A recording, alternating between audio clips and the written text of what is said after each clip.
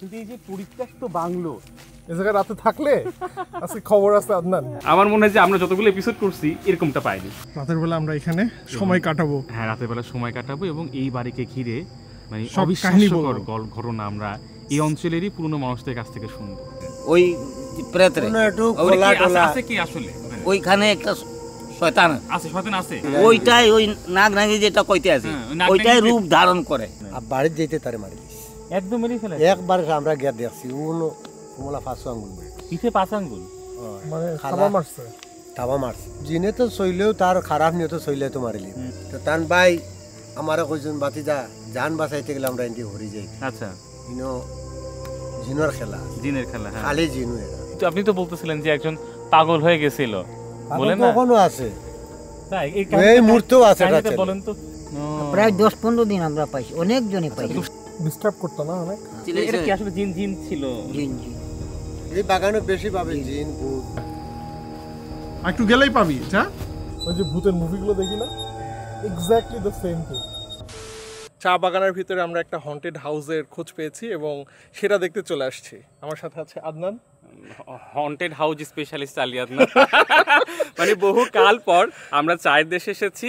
একটা হান্টিং হাউস আছে এবং হন্টেড হাউস, যেখানে আজ থেকে প্রায় 115 বছর আগে বা 150 বছর আগে যেই বাংলোটা করা হয়েছিল এবং এই বাংলোটা ঘিরে আছে অজস্র গল্প এবং যে গল্পগুলো বেশ ভুতুড়ে। কাজে আজকের রাতটা আমরা কাটাবো সেইখানে এবং সেই জায়গার রহস্যময় গল্পগুলো আপনাদেরকে শোনাবো ইনশাআল্লাহ ইনশাআল্লাহ ইনশাআল্লাহ। বাট এই জায়গাটা হ্যাঁ, অস্থির। এই জায়গাটা আসলে আমরা হাঁটতে হাঁটতে হঠাৎ করে দেখলাম যে এত চমৎকার লাগছে জায়গাটা। তো চায়ের এই জায়গাটাতেই আমাদের শুরু হয়ে যায়। কিন্তু আমরা এখানে থাকবো না, আমরা চলে যাব সেই হন্টেড প্লেসে। হন্টেড প্লেসে যাওয়ার আগে আমরা এখন একটা যাচ্ছি না সিমেট্রি দেখতে। আমরা একটা হচ্ছে এখানে যেহেতু ব্রিটিশরা একসময় রাজত্ব করতো চায়ের শুরু তো তাদের মাধ্যমে, তো তাদের একটা কবরস্থান আছে, আমরা সেইখানে এখন যাব। যে এখানে যে অনাদর অবহেলায় যে কবরগুলো আছে, যে সিমেট্রিতে যারা শুয়ে আছেন, এদের হাতে আসলে এই চা বাগানগুলোর গোড়াপত্তন হয়েছিল এই অঞ্চলে। They are the pioneer tea planter, যারা এই সেই সুদূর স্কটল্যান্ড ইংল্যান্ড থেকে এসে এই দেশে চা বাগান করেছে এবং এদেশের মাটিতেই এখনও প্রায় 200 বছর ধরে শুয়ে আছে। কবরের উপর আবার নাম্বার দেওয়া। কবরস্থানে আসলে তখন বোঝা যায় যে আসলে তুমি যত বড়ই কিছু হও না কেন, তোমার শেষ স্থান এই জায়গায়। So like what's the point? এখানে কোনো কিছু কাহিনী আছে নাকি আমরা শুনি নাই, এটা শুনতে চাই না। আমরা হন্টেড হাউসে যাব এখন, তারপরে আমরা দেখব সেখানকার কাহিনীটা কি। আমরা এখন যাচ্ছি সেই বাংলোর ওখানে। আমাদের প্রিন্স আমার ক্যাম্পাসে খুব ক্লোজ ছোট ভাই, তো বললো যে ভাই আমাদের এখানে একটা বাংলো আছে, পরিত্যক্ত বাংলো, প্রায় 150-150-এর কাছাকাছি বয়স যে বাংলোটা। এবং এই বাংলোটা যারা ছিল একসময় ম্যানেজার গোছে, তারা সেই সময় বাঘ থেকে শুরু করে বড় বড় যত জানোয়ার আছে সেসব শিকার করতো এইখানে এই বাংলোতে। শুধু তাই না, এবং সেই বাংলোটা ঘিরেও বেশ কিছু রহস্যময় বা আনসলভড স্টোরি আছে যেগুলোকে এখনও কেউ ডিফাইন করতে পারেনি। তো তখন প্রিন্স আমাকে কয়েকটা ছবি পাঠায় এবং ছবিটা দেখেই মানে মনে হয় যে রাসু আমরা যতগুলা মানে হন্টেড হাউসে গিয়েছি এই রকম মানে চা বাগানের একদম উঁচু টিলায় একটা পরিত্যক্ত বাংলো, যার গা বেয়ে বড় বড় পাকড় গাছ, এবং এই পাকড় গাছের মধ্যে কিন্তু একটা গাছ ছমছমের বিষয় থাকে। তো আমরা এখন সেই পাকড় গাছের কাছে যাচ্ছি, চা বাগানের একেবারে ভেতর দিয়ে। এটা কি? আচ্ছা, এই বট গাছটা হচ্ছে ওরা হচ্ছে এখানে যারা ম্যাক্সিমাম তো হিন্দু, ওরা পুজো দেয় প্রাচীন গাছগুলোকে। এটা হচ্ছে একটা পাকড় গাছ। চলে আসছি আমরা অলমোস্ট কাছাকাছি সেই জায়গার। মানে পাকড় গাছ বা বট গাছ, এই যে ঝুড়ি, সেই ঝুড়িটা দেখেন কত বড়।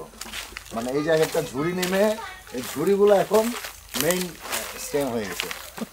আসলে পাকড় গাছের শরীরের মধ্যে কেমন একটা ভুতুরে ভুতুরে ভাব আছে, কিন্তু যেগুলো শতবর্ষীয়া পাকড় গাছ, সেই পাকড় গাছগুলো মনে হয় এক একটা মানে বয়োবৃদ্ধ বসে আছে মুখ থুবড়ে করে। সামনে কি দেখ, ও মাই গড! এই জায়গায় থাকবো রাতে আদনান? হ্যাঁ, আমরা রাতের বেলা। Oh my God, look at this Adnan. খবর আছে আজকে চা বাগানের ভেতরে হন্টেড হাউস এবং হন্টেড বাংলো। হন্টেড বাংলো মানে আমরা তো ভাই বাংলো ভাবছি, আমাদের কাছে খুব চমৎকার পরিপাটি একটা ছবি চলে আসে, কিন্তু এই যে পরিত্যক্ত বাংলো এবং দেখ ওই যে গা গজায়, আয় হায় পাকড় গাছ। ও মাই গড! এই জায়গায় রাতে থাকলে আজকে খবর আছে আদনান, না আমরা একটা ইনিশিয়েটিভ নিয়েই দেখি রাতে থাকার, ইনশাল্লাহ। ইনশাআল্লাহ। এবং এটা কিন্তু অনেক উঁচুতে, বোঝা যাচ্ছে আস্তে হ্যাঁ, আস্তে কিন্তু টিলা আমরা আস্তে উঁচু আস্তে রাতে উপরে উঠছি। উঠতেছি আমরা। এটা সম্ভবত একটা বেল গাছ, হ্যাঁ বেল গাছ, বেল গাছ। ওটা হচ্ছে ওরে এই সেই হন্টেড হাউস যেটার খোঁজে আমরা এতদিন ছিলাম, ফাইনালি চলে আসছি। Welcome to this blog. এই যে বাংলোর গায়ে হচ্ছে পাকড় গাছ, পাকড় গাছের আবার পর গাছা আছে, এবং এই ছোটো ছোটো এই যে লতা কুলমো ঝুড়ি নেমে গেছে, এবং এই যে প্রাচীরগুলোর গাছ শরীর বিয়ে দেখ পাকড় গাছের শাখা প্রশাখা। মানে এখানে কিছুক্ষণ যদি কেউ তাকায় থাকে, ভিতরে যদি কিছু নাও হয়, তাও সে একটা হরর ফিল পাবে। মানে এত উঁচুতে, মানে এখানে থাকতো লোক হ্যাঁ কিভাবে? আশেপাশে কিচ্ছু নাই। না এই যে আশেপাশে কিন্তু চা বাগান, সম্পূর্ণ আশেপাশে চা বাগান, আর এই জায়গায় এই বাড়িটা, আশেপাশে কিচ্ছু নাই। না, আর ভিতরটা দেখে রাখি। চল। এবং এই অসাধারণ কারুকার্যময় বাড়িটার সন্ধান দিয়েছে প্রিন্স। প্রিন্স এসে মনে হয় এটা ডিটেলটা বললে ভালো হয়। হ্যাঁ আচ্ছা, বেসিক্যালি এটা একটা পরিত্যক্ত বাংলো ছিল। তো আমি যখন এই বাগানে এসে জয়েন করি তখন এটা পুরো একদম জঙ্গলে ভরা ছিল। ওকে। তো পরে আমি একটু খোঁজ খবর করা শুরু করলাম যে আসলে এইটার হিস্ট্রিটা কি, এইটা এভাবে পড়ে আছে কেন, বা এটা কী কারণে ইউজ হতো। তো এটা হিস্ট্রি যেটা জানা গেল যে এই বাগানে এটা হান্টিং বাংলো নামে পরিচিত। আচ্ছা। হান্টিং বাংলো শব্দটা শুনে আমার কাছে একটু চমৎকার লাগলো যে হান্টিংয়ের সাথে এইখানের কি সম্পর্ক। আমি যখন একটু ইতিহাস ঘাটা শুরু করলাম, তো দেখলাম যে এই বাগানের এই যে বাংলোটায়, এইটা বেসিক্যালি ব্রিটিশ পিরিয়ডে আশেপাশে যে ম্যানেজাররা ছিল তারা এই শীতকালে বিশেষ করে যখন কাজের পরিমাণটা একটু কমে যেত, প্রেশারটা একটু কমে যেত, তখন এইখানে তারা গ্যাদার করতেন এবং তখন বন্য শূকর, খরগোশ, বিভিন্ন ধরনের পাখি বা বনমোরগ এগুলো এখানে শিকার করা হতো। পাশাপাশি আরেকটা যেটা হতো যে এই যে পাশে একটা মাঠ আছে, বেশ বড় মাঠ আছে, এটা ব্রিটিশ পিরিয়ডের মাঠ। এখানে ফুটবল খেলা হতো, বা শোনা যায়, সত্য মিথ্যা জানি না, যে পোলো খেলা হতো। আর কাছাকাছি আমাদের 3 হোলের একটা গলফ কোর্স ছিল ওই সময়, এখন এটা নষ্ট হয়ে গেছে, কাছেই, একদমই কাছে। তো ধারণা করা যায় যে তারা এখানে অ্যাডভেঞ্চারের জন্য শিকারও করতেন, প্লাস হচ্ছে খেলাধুলাও করতেন ডিউরিং দ্য উইন্টার সিজন। তো এইটার হিস্ট্রিটা কত আগে? এটাও 1800? এইটা শোনা যায় যে এটা 1880 বা 90-এর দিকের এই স্থাপনাটা, কিন্তু এটা লিবারেশনের পরে তখন তো আসলে চা বাগানগুলো বেশ যুদ্ধ বিধ্বস্ত পরিবেশ ছিল, ওভাবে মেনটেন করা সম্ভব হয় নাই। ওই সময় বেশ এই যে দরজা জানলাগুলো কে বা কারা এটা খুলে নিয়ে যায়, আস্তে আস্তে এটা তখন অ্যাবান্ডন হয়ে যায়। তো লিবারেশনের পর থেকে মোটামুটি এটা অ্যাবান্ডন। তবে শুধু হান্টিং না, খানিকটা হন্টেডও তো এই বাসাটা। হ্যাঁ, বোঝাই যাচ্ছে মানে এখানের যে পরিবেশ পরিস্থিতি।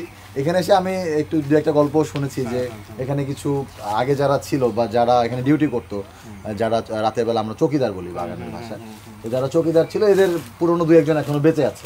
তাদের কাছ থেকে আমরা গল্পগুলো শুনবো এখানকার। আমরা 2-1 জনের কাছ থেকে আমরা রাতের বেলা শুনতে পারবো ওরা কি কি এক্সপেরিয়েন্স করেছে। তো সেটা আমি না বলি, আমার মনে হয় ওদের মুখ থেকে শুনলে এটা আরো জোশ মজার হবে। হবে। প্লিজ আমরা রুমগুলো একটু দেখাও। হ্যাঁ, এইটা বেসিক্যালি একটা বেডরুম ছিল। আমরা এটা একটা বেডরুম ছিল, এটার সাথে এটা অ্যাটাচ বাথরুম। ওয়াও, এটা ছিল একটা বাথরুম। সেই সময় অ্যাটাচ বাথরুম ছিল। হ্যাঁ, একইভাবে ওই পাশেও, ডান পাশেও এইটা একটা বেডরুম, এটার সাথে অ্যাটাচ বাথরুম। ঠিক, এইটা ছিল বাথরুমের অবস্থা কি অবস্থা এখন? ফর দ্য ডাইনিং স্পেস বা এন্ট্রি এটা ছিল। হ্যাঁ, এটা ছিল বারান্দা। আমরা যে জায়গাটা, এটা ছিল বারান্দা, এটা এখন ধ্বংস হয়ে গেছে, বোঝা যাচ্ছে না। আর রান্নাঘর থেকে এই ডাইনিং এ নিয়ে আসার করিডোর ছিল এটা একটা সুড়ঙ্গের মতো। ও ওয়াও, এদিকে সুড়ঙ্গ পুরা। এইটা ছিল রান্নাঘর মোস্ট প্রবাবলি, আর কি আমরা মানে স্ট্রাকচার ধারণা থেকে বোঝা যায় যেটা এটা রান্নাঘর ছিল।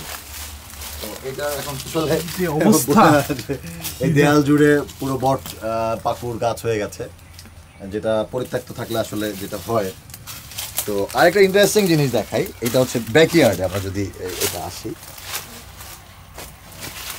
এই যে এই জায়গাটা, এটা মানে আসলে কি বোঝা যাচ্ছে দেখে, এটা কি জিনিস? আরে এটা গাছ বেসিক্যালি দিয়ে ছিল পানির ট্যাঙ্কির ও, মানে আচ্ছা, আচ্ছা। ইয়াটা এটা পিলার, 4টা পিলার ছিল, এটার উপর ছিল পানির ও, ট্যাঙ্কি। তারপরে গাছ হয়ে গেছে এই তো জায়গাটায়। ওইটা তো এখন নাই, এখন ওই পিলারগুলো এমনভাবে এই গাছ দখল করে নিয়েছে, প্রকৃতি আসলে শূন্যস্থান পছন্দ করে না। তো এই গাছগুলো এমনভাবে পিলারকে আষ্টে পৃষ্ঠে বেঁধে রেখেছে, মনে হচ্ছে যে এখানে চিরকাল ধরে গাছই ছিল। এখানে যে পিলার আছে এটা আসলে না, এটা আমি তো ওইটাই মনে করছি যে কি রে, গাছ এরকম করে কিভাবে একটু হলো? কাছে যে দেখা যায় ও, এই যে ভিতরে কিন্তু 4টা pillar, পিলারের right. ধ্বংসাবশেষটা, এটা একটা ইন্টারেস্টিং। ওয়াও, মানে পিলারের গা ঘেসে ঘেসে গাছ হয়ে গেছে সব। এবং আমার কাছে মনে হচ্ছে ওই যে পুরোনো বাংলো বাড়িতে যেমন এই যে হরিণের একটা মাথা থাকে না, এটা মনে হচ্ছে হরিণের একটা মাথা। এবং আসলে পাকড় গাছের এই যে শরীরের শেপটা, এটা আসলে দেখেই একটা ভুতুরে ভুতুরে ভাব চলে আসে। ওঠার মতো একটা হ্যাঁ ব্যাপার। হ্যাঁ, সাপের মতো কেমন যেন এঁকে বেঁকে মনে হচ্ছে যে এঁকে বেঁকে এটা বয়ে গেছে। অস্থির জায়গা, চারিদিকে কিন্তু কেউ নাই, কেউ নাই, শুধুমাত্র একটা পরিত্যক্ত বাংলো। বাংলো আদনান, এই জায়গায় রাত না। থাকতে পারবি তুই? না মানে সবাই মিলে থাকবো, আমি একা একা থাকার তো আসলে ভালো লাগবে না। একা তুই একটা থাকলে। থাক। না, আমরা সবাই মিলেই থাকবো, আমরা একা কেন থাকবো? তবে লাস্ট আমাদের পটুয়াখালী ক্যাম্পাসের যেই বাড়িটা দেখছিলাম না রাশু, ওটাই মনে হচ্ছিল এর থেকে ভুতুরে বাড়ি আর দেখতে পাবো না। তারপরে কিন্তু অনেকগুলো ভালো ভালো অনেকগুলো দেখছি জায়গায় এবং গেছি যে আমার কাছে এটা দেখে মনে হচ্ছে রাশু, মানে এই অ্যাঙ্গেল থেকে যদি তুই শটটা নিস, মানে এর থেকে ভুতুরে বাড়ি আমার মনে হয় যে আমরা যতগুলো এপিসোড করছি এরকমটা পাইনি। দেখ, এই পিলারেও গাছ গাছ ইয়ে হয়ে গেছে, দেখছিস? আমার মনে হয় গাছগুলো এরকম জড়ায় আঁকড়ায় ধরছে বলে এটা এখনো ভেঙে পড়ে নাই। হ্যাঁ, এটা একটা মানে জায়গাটা। স্ট্রাকচার। মানে স্ট্রাকচার হয়ে গেছে, মানে শক্ত হয়ে গেছে তারপর জায়গাটা। ব্রিটিশ পিরিয়ডের স্ট্রাকচার এটা ইটসেলফ, আপনি দেখেন যে ব্রিটিশ পিরিয়ডে যত স্থাপনা আছে মোর দ্যান 200 ইয়ার্স তার অবলীলায় আছে। এবং আপনি এই যে ওই সময়ের ইট সুরকির মানে গঠন যদি দেখেন, এখনকার বিল্ডিং আমাদের 20-30 বছরেই অবস্থা খারাপ হয়ে যায়। এটা ধরেন অলমোস্ট 200 ইয়ার্স, এটা বা 200 না, হয়তো 1890 বা 1900 শতক যদি হয়, 125 বা 130-35 বছর তার বয়স। তবে আমার কাছে মনে হচ্ছে রাশু, খুব ভালো করে যদি দেখা যায় যে এই পাকড় গাছটা কিন্তু খুব শক্ত করে ধরে রাখছে। এটাই রাইট রাইট, মানে আঁকড়ে ধরে আছে। আঁকড়ে ধরে রাখছে যে এইটুকুনি থাকুক, মানে এই যে এইটা একদম একদম লোহার মতো শক্ত। এই যে শেকড়ের এই যে বকমূলগুলা, হ্যাঁ, শেকড়ের মতো শক্ত হয়ে দেখ, মানে এর থেকে ওরে বাবা রে। এবং এই যে প্রত্যেকটা খাজ, এই যে খাজে খাজে যেভাবে এটা জায়গাটা দখল করে আছে, মানে আজ থেকে হয়তো 20 বছর পরে পুরো বাড়িটাই হয়তো গাছ হয়ে যাবে।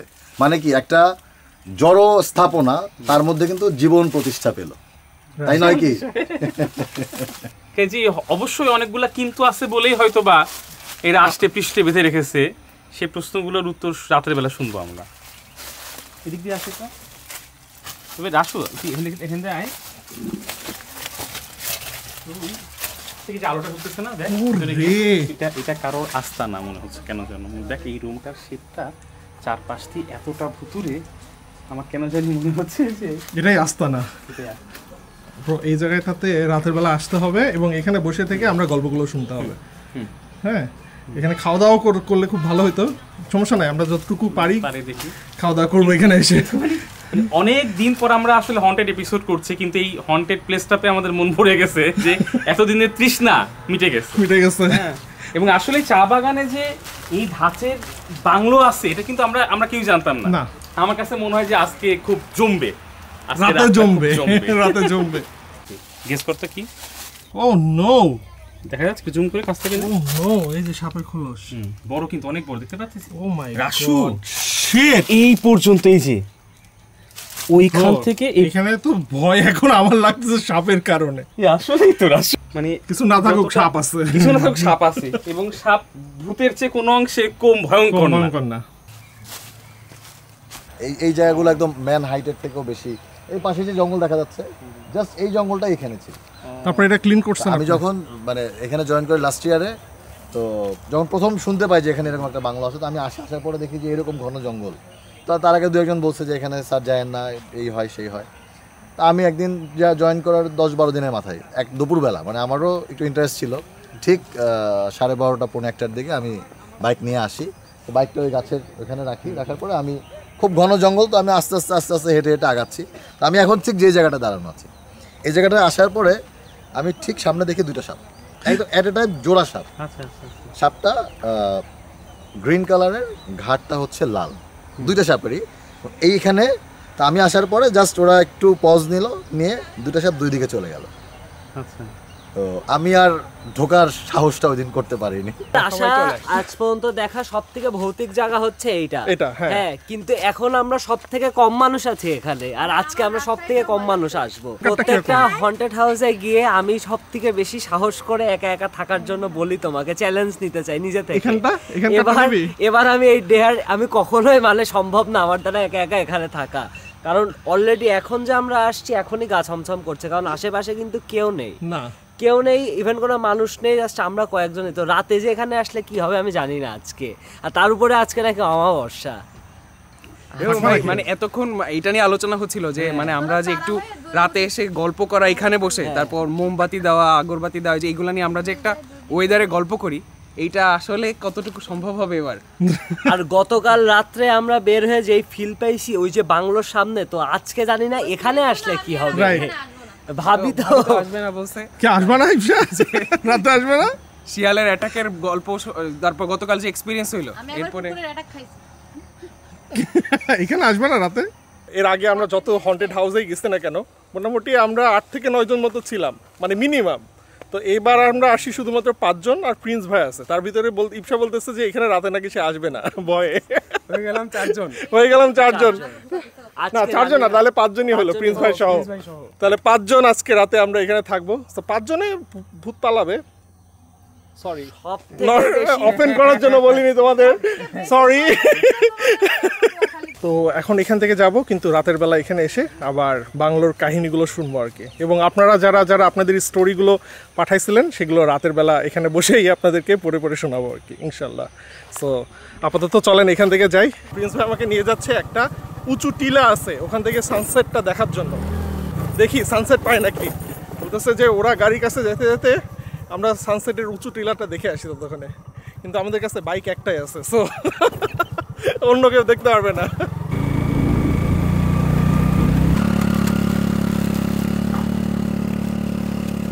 ফাইনালি সবচেয়ে উঁচু টিলাই। নিচ থেকে দেখে মনে হচ্ছিল যে সানসেট হয়ে গেছে, কিন্তু উপর থেকে এখনো সান এখানে, ও দেখতে পাচ্ছ না, সরি, এই যে এখানে সানসেট হচ্ছে। সুবহানাল্লাহ, অনেক সুন্দর। সবাই মিলে আসতে পারলে আরো ভালো লাগতো, কিন্তু আমাদের আসলে টাইমিংটা খুব হয়ে গেছে। ওই যে হন্টেড হাউসটা, এটা রোড। সো এই রোড আর হন্টেড হাউসের একটা কাহিনী আছে, এটা রাতের বেলা আপনাদেরকে জানাবো। আচ্ছা, একবার চলে আসেন, আপনি আসলে ভালো হবে। ঘন্টাখানেক পরে বলতেছিল যে জায়গাটা দোষী জায়গা। এই ওয়ার্ডটা অনেকদিন পর শুনলাম, পূর্ণ উপন্যাসে পড়তাম, দোষী জায়গা। বলে পাগল হয়ে গেছে বললো না, রাতের বেলা সব শুনি। কি গো, ওই যে ভূতের মুভিগুলো দেখি না, এক্স্যাক্টলি দ্য সেম থিং, সেই সাউন্ড। একটু তুমি দোলাইছো এটা। আমরা এখানে আগুন জ্বলায় গল্পগুলো শুনবো, তারপরে হচ্ছে আমরা ওই বাংলোতে যাব আর কি। আর এখন আসছি আমরা হচ্ছে প্রিন্স ভাইদের যে বাংলোটা, সেখানে। এটা খুবই অস্থির জায়গা, মানে এটা কাইন্ড অফ একটা রিসোর্টের মতোই, তাই না আদনান? হ্যাঁ, সকালবেলা আসলে বোঝা যাবে, মানে খুব পশ রিসোর্ট এটা একেবারে। এবং পুরো এই চূড়া জুড়ে একটা বাংলো, বিশাল বড়। আশেপাশে এখানে নাকি খাল বিল ছিল, নৌকোর ব্যবস্থা করা ছিল, মানে আলিশান কায়দা একেবারে। আর এখান থেকে চা বাগান দেখা যায়, তো এটা সব থেকে বেস্ট। হ্যাঁ, সকালবেলা থেকে উঠে চায়ের কাপটা হাতে নিয়ে যখন দরজা দিয়ে বের হয়ে চা বাগান, এটা অন্যরকম অনুভূতি।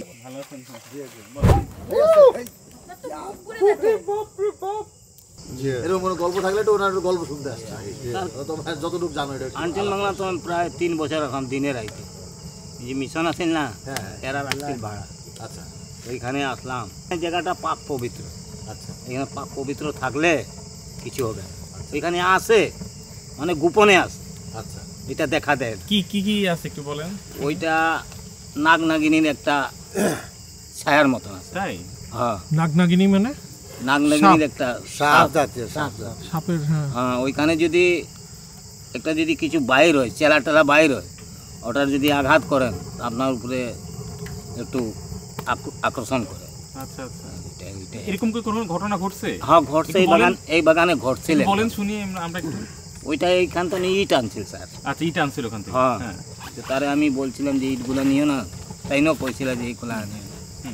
তো তার এই জিনিসটাই একটা আনছে, লোক দেখাই দিছে, আনিয়া একটা বাথরুম বানাই দিচ্ছে। আচ্ছা। বানানোর পরে সে তো অনেক অসুস্থ হয়ে গেল। ঢাকাত নিছিল, ঢাকাও কোনো পায় নেই রোগ। রোগ না পাওয়ায় কিছু দিন আনলো, আনার পরে সে মারা খাইছে। ওইখানে কোনো জিনিস হাত দিয়ে আনলে ওইটা এফেক্ট করে। এরপরে আরেকজন আছে, সে করলো কি ঘাস কাটে, ঘাস একটা মেয়ে বাইরেছে এত বড়, ঘাস কাটিয়া বোঝা উঠাইতে পারে না। ওই মেয়েটা কবে উঠ উঠা উঠা, খুব সুন্দর ফুটফুটা মেয়ে আর কি। ওই ঘাসটা উঠাইছে, উঠানোর পরে তার মাথার ঘাসটা উঠিয়ে গেছে। পরে সে ঘাসটা উঠাই দিয়েছে মাথার উপরে, লইয়া গেছে, এও মারা গেছে।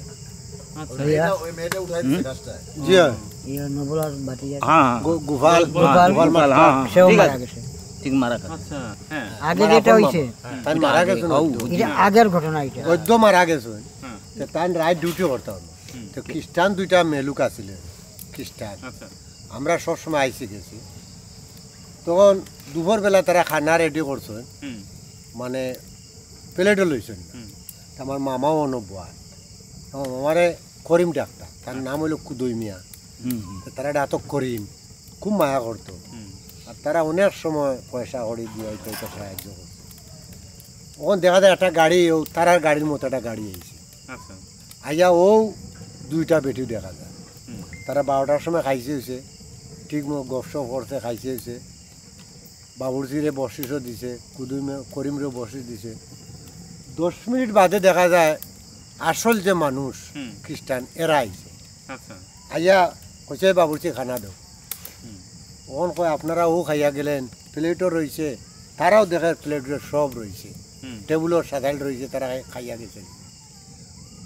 ও কইল কীরকম মানুষ, ও কইছে মলাখন তারা দেখাইছে, দেখুন গাড়ির আপনারা টায়ার আছে, চিহ্ন আছে। মানে ওরা এসে খেয়ে চলে গেছে, চিহ্ন আছে, অরিজিনাল মালিকরা চলে আসছে।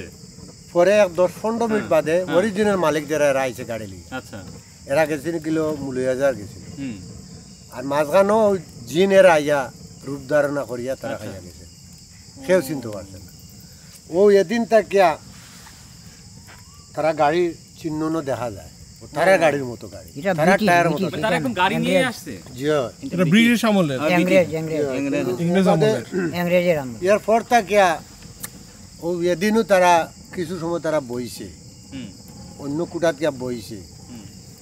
বয়ার বাদে তারা কিতাটা চিন্তা ভাবনা করছে, আমার মামারা কাছে করি তুমি তাড়াতাড়ি এটা এগুলা ঠিক করো, আমরা চলে যাবো, এখানে রইব না, অন্য জিনিস আছে।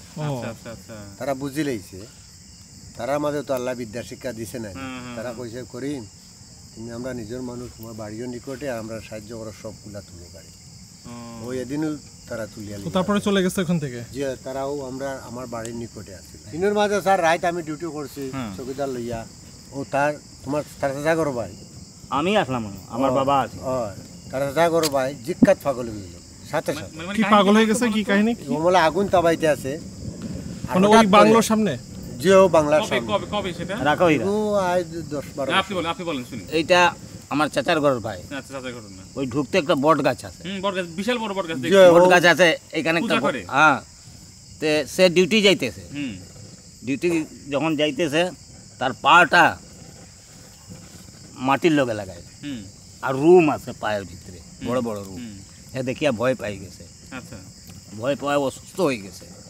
তখন তো কবিরাজ লাগে, কবিরাজ আনতে আনতে আনতে আনতে কইল এইটারে সারা দিন গিয়া অনেক খরচ হইব। বললাম দিমু খরচ, পাগল হয়ে গেছে, খালি ওই দিকেই যাইতো, ছাড়লেই যাইতো কি ওই জায়গাতে। তারে ধরিয়া ভালো কবিরাজ আনিয়া তার দেখাশোনা করিয়া এইটারে খানি উনি দিয়া ওইখানে লেগিয়ে দিয়া, এর বাদে খানা দিয়া মানে কাকে খানা দিছে? ওই প্রেতরে। আছে কি আসলে ওইখানে একটা শয়তান আছে, শয়তান আছে। ওইটাই ওই নাগ নাগি যেটা কইতে আছে, ওইটাই রূপ ধারণ করে। ওই যে আমার ভাইয়ে বলছে যে কোনো সময় মেয়ে হয়ে যায়, কোনো সময় দেখবা কালা একটা মহিলা খাড়া আছে, তখন খুব কম আছে। এখানে পবিত্র জায়গা, আপনি একদম পুরা পবিত্র হয়ে যাবে। একটা যদি কিছু বাইরে হয় ওটার কোনো টাচ করবে না, ঠিক থাকবে, আর কিছু হইতো না। আমি তো প্রায় একদম কন্টিনিউ 3 বছর আসলাম। ওই মিশনেরা ভাড়া রাখছি, আমি জেনারেটার চালাইতাম আর ডিউটি করতাম এখানে, আমি আমার আব্বা। আচ্ছা। খালি পবিত্র জায়গা আর যেটা বাইরে হইব ওটার কোনো টাচ করতা না। ওইখান থেকে একটা জিনিস তুলি আনবা যে না এই ইটটা ভালোবাসে লই যেই ঘর এটা ক্ষতি করে। এরা তো তারা বস্তির ঘর আছে না, তার আব্বা এখানে ডিউটি করতে তার কত বড় বয়স। আমি তো যতটুকু দেখছি স্যার, এই যে কান্ট্রিমালার ব্যাপারে রাইট ডিউটি করছি, মানে মানুষ খুব বেশি, মানে এরা চিনার কোনো উপায় নেই। আর সবর লগে একটা মশাল জ্বালায়, তারা বার হইয়া যায়। তখন আমরা রাস্তা তুলে গেছি কি, তখন বাক্কা দূরে থেকে একজন মানুষের কাছে এই তোমরা রাস্তা ছাড়ি দাও। আচ্ছা, তখন আমরা রাস্তা ছাড়ি দিয়েছি। তখন আমরা কুয়াশা পড়ে অনেক মানুষ বুন্দা জ্বালাই জ্বালাই, পাঞ্জাবিও আছে, ধুতিও আছে, মানে কি টুপিও আছে। আসলে কই থেকে এরা? মানে ও গর্তে বাড়িয়া দেখতে আছে, ওই ঘর থেকে যে ঘরে আমরা ও গর্তে খালি বারোর খালি আমরা যে ঘরে গেছিলাম না রাসু, সেই ঘরের কথাই বলতেছে। সেই ঘরে হঠাৎ করে রাতের বেলা দেখেন যে এরকম মানুষ, ও খালি বাড়িয়া দেয়। তাও কতজন? প্রায় 300-400 মানুষ। 300-400 মানুষ ওই বাসা থেকে বের হচ্ছে। জি, খালিও বুন্দা লইয়া বারো, আগুন নিয়ে আগুন নিয়ে উপরে একটা মশাল জ্বালাই জ্বালাইয়া। তারপর আমরা বাক্কা দূরে গেছি, গিয়া যাওয়ার বাদে মনে করো 7 ঘন্টাও তারা গেছে, 8 ঘন্টা ধরে গেছে, খালি যাইতেও আছে। তো তান ভাই আমারও কইছেন বাতি যা জান বাঁচাইতে গেলে আমরা এনটি হরি যাই। আচ্ছা, ইনো জিনের খেলা আছে, জিনের খেলা, খালি জিনু এরা। সেরু পাঞ্জাবি আছে, সে ধুতি আছে, সে কুটো লাগাইছে, সে লাঠি আছে। মানে আমরা জেলা বয়সে ওমলা বেশম, ওমলা বয়সও বেশম আছে। ও তারা বাড়িয়া যাওয়ার বাদে আমরা এনতে গেছি গিয়া। আচ্ছা, অন্য আনো গেছি। আচ্ছা আচ্ছা আচ্ছা, গিয়া আমরা ফজর রক্ত আমরা বাড়িতে আইছি। আমার নিজের চৌকি আমরা। আপনাদের কিছু বলে নাই? আপনারা শুধু বলছে যে রাস্তা সাইড দাও, আমরা চলে যাই। আমরা বুঝতাম পারছি অনেক দূরই থেকে, মানে তারা সামনে যারা এরা ফিস থাকি খে একটা মানুষের কয়ে তোমরা রাস্তা ছাড়ে দিও। আপনারা ছেড়ে দিয়েছেন সাইডে? সকালে রাস্তা ছাড়ে দিয়েছি, খুব তাড়াতাড়ি রাস্তা। কয়টার দিকে? রাত প্রায় 2টা হয়ে গেছে, রাত 2টার বাজে। জি, একটু কুয়াশাও পড়ছে, খুব বেশি কুয়াশা পড়ছে। কত বছর আগের কথা এটা? এগু মনে করো 7-8 মরা 1 বছর হইব। 7-8 বছর আগের। জি, 7-8 বছর। আর ওইখানে আগে প্রেত আছে, ভারী প্রেত, এটা দেবের জাত, দেব। বুঝি নাই কি? জিন আছে, জিন। হ্যাঁ, এইগুলা আসিল। আচ্ছা, থাকলে এগুলা যে আসে, এরা রুম দেখলে আপনার মাথা বই হয়ে যেত। আর এটা এত বড়, আপনি দেখছেন চাচা? আমি দেখছি। কত বড়? এটা আমি ছোটবেলায় দেখছি আর কি। আমরা ধরেন বহু আগে ছোটবেলায় আমরা দেখছি যে বাইরে হয়েছে। এটা দেখলে আপনার মতো 50 জন মানুষ, এত লম্বাই বড় গাটটা। আচ্ছা, এগুলো দেখলে তো ধরেন মানুষ ডরে মারাও যেতে পারে, এইরকম। তো এইরকম আমরা আব্বার সাথে, আমার আব্বা অনেক কিছু জানতো আর কি। আপনার আব্বা কি ওখানে ছিল? না, আমার এইখানে উনি কবিরাজ ছিল, তাই তো অনেক কিছু অনেক কিছু জানতা। এরপরে সাথে গেলাম, সব দেখছি। দেখার বাদেও এখন এগুলা যে জান ফো দিতা, এটা ধরেন ফো দিলা তো তারা ডরিয়া সামনে আইতো না, যে বড়। এখন চারিদিকে মসজিদ, এই যে টিলাটা, এই টিলাটা দেবে, এই গাছটাকে এত বড় বাতি, বাতি কি আগুন, আগুন এইখান থেকে আগুন উঠিয়া ওইখানে যাইতো, ওইখান থেকে আগুন উঠিয়া আইছে এইখানে, এইসব এইগুলা। আর এই যে লম্বর আছে এখানে 8 লম্বা রাস্তাটা, গলা কাটা গড়িয়াই যাইতো, গড়ায় যাচ্ছে, বা কেউ ক্ষতি করছে না। প্রায় দেখা যেত না। ঠিক আছে। এটা বহু আগে, আজকে না। কোনো জায়গা দিনের মাঝেও মানে দেখা যায় 8টা মানুষ যার, কিন্তু 2 হাত গিয়া দেখা যায় নাই দিনের বেলা তো মানে দুপুর বেলা আন টাইমে, বরং আসর মুখিব টাইম খানো, এই সময় হঠাৎ দেখা যায় একজন মানুষ যার।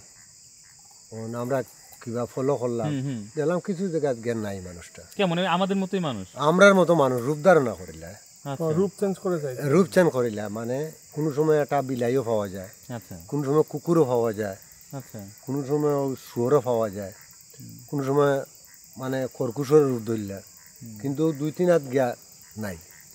আপনাদের 3 হাজারের মধ্যে ক্ষতি করছে কার? আশেপাশে অনেক মানুষের ক্ষতি করছে, যেমন আমার চাচা জনটা মারছে। চাচাকে কিসের জন্য? ও গত বছর কুতুবালিরে এটা গরু লইয়া যার আসর মুরকুবার টাইম খানো, আসরের টাইম। হ্যাঁ, আর ওই সময় হে অন্য পেশা করিয়া পানি লইছে না, বাড়ি যাইতেও শেষ।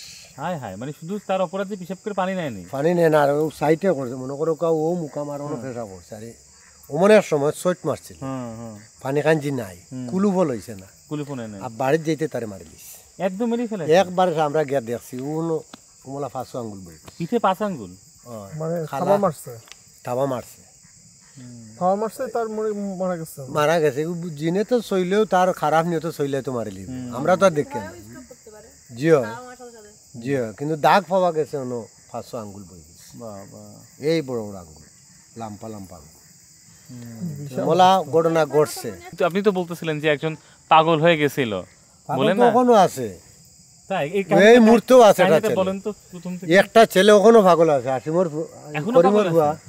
করিমর বুয়া ওখানে পাগল আছে মানে ওই বাসায় গেছিল তারপর থেকে সে একজন মাসে পূজা করে মুরুখ ছাড়ি দিছে মুরুখ ছেড়ে দিছে সৎকা করছে সৎকা করছে কোথায় ওই বাংলায় কান্ডি বাংলা বাংলাতে সৎকা করে মানুষ সৎকা করে এখানে ছেড়ে দিছে মানে পূজা টুজা করে শ্রদ্ধা দেয় কি বট গাছে পূজা করছে না ওই বাড়িতে না বাড়িতে গোড়ার ভিতরে ওই বাড়িতে পূজা হয় জিও ও যে আপনারা যে গরুকে আমাইছিলা কোনো পূজা ফুটরা করে ওই ঘরে পূজা হয় আর সে মুসলমানে করে গরু আর হিন্দুরা করে বট গাছ বুঝছেন না ইনে লেচু গাছ এটা আছে না হ্যাঁ লিচু গাছ আছে তো ওনো তে তার বাপে মনে করছে সন্ধ্যয় যার কি মুরগটা খেয়ে চাললো তো হে দরিয়া মুরগাটা নিচে গিয়ে দুইটা মুরগা একটা খাইলিছে আর একটা নিয়ে বেশি লিছে আচ্ছা বেশিয়াই ছেলেটা 7 দিন গেছে না পাগল পাগল যে নইছে ইনোর মাঝে কিছু বেশম আছে আর একটা জিনিস আছে আমি কইতাম না আচ্ছা মানে এগুলো অন্য একটা টাইপ করে লিছে তার অপরাধ ছিল সে ওই দান করা মোরগ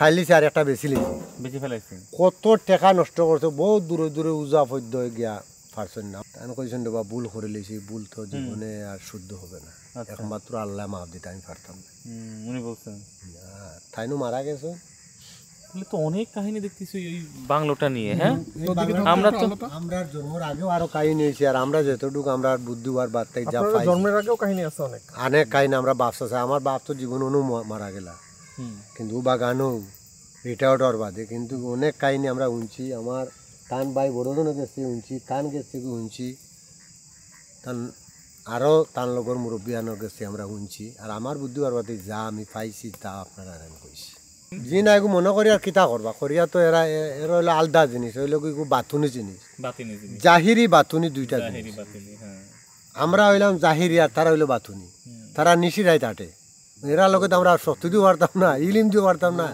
কোনো পয়েন্ট দিতে পারতাম না এরার হতে এরা আমরার হতে আমরা এর বাদে ওই ইয়েতে আসিল তারা তার আজি দাদি তার দাদির ধরছিল একবার কেন হ্যাঁ লাম্বাত গেছে পাড়া মারি দিয়েছে ও এরই ধরছিল আমার আব্বাই ছাড়াইছে একবার আপনার রাতের বেলা দেখছেন কখনো কিছু আপনি নিজের চোখে কি কি হ্যাঁ নিজের চোখে বলেন কি কি দেখছেন या चुरैया का करना मुड़कटवा जे हमने घर में ही है छोपिया लगा के जे आवे ओ ई तो देख ओते बड़े बेटा आसी কালাকুট বুঝছেন মাথা ছাতা আর একটা হাতে লাঠি আপনার বাগানে দেন যে আমরা এইরকম আগুলতাম কি এরকম বাড়ি আইতো সাহেবের রূপ ধরে ও সাহেবের রূপ ধরে হ্যাঁ ছোট ছোট আর কি টুপি আসিল আর আমরা আগুলো কিছু করে না সাইড কাটিয়ে যায় ছইতে দেয় না তার সাথে এবার গিয়া ওই পুলের সাইডে গেল পুলের তো ঢুকলেই শেষ প্রায় 10-15 দিন আমরা পাইছি অনেকজনই পাইছি সাহেবের রূপ নিয়ে ঘুরতো হ্যাঁ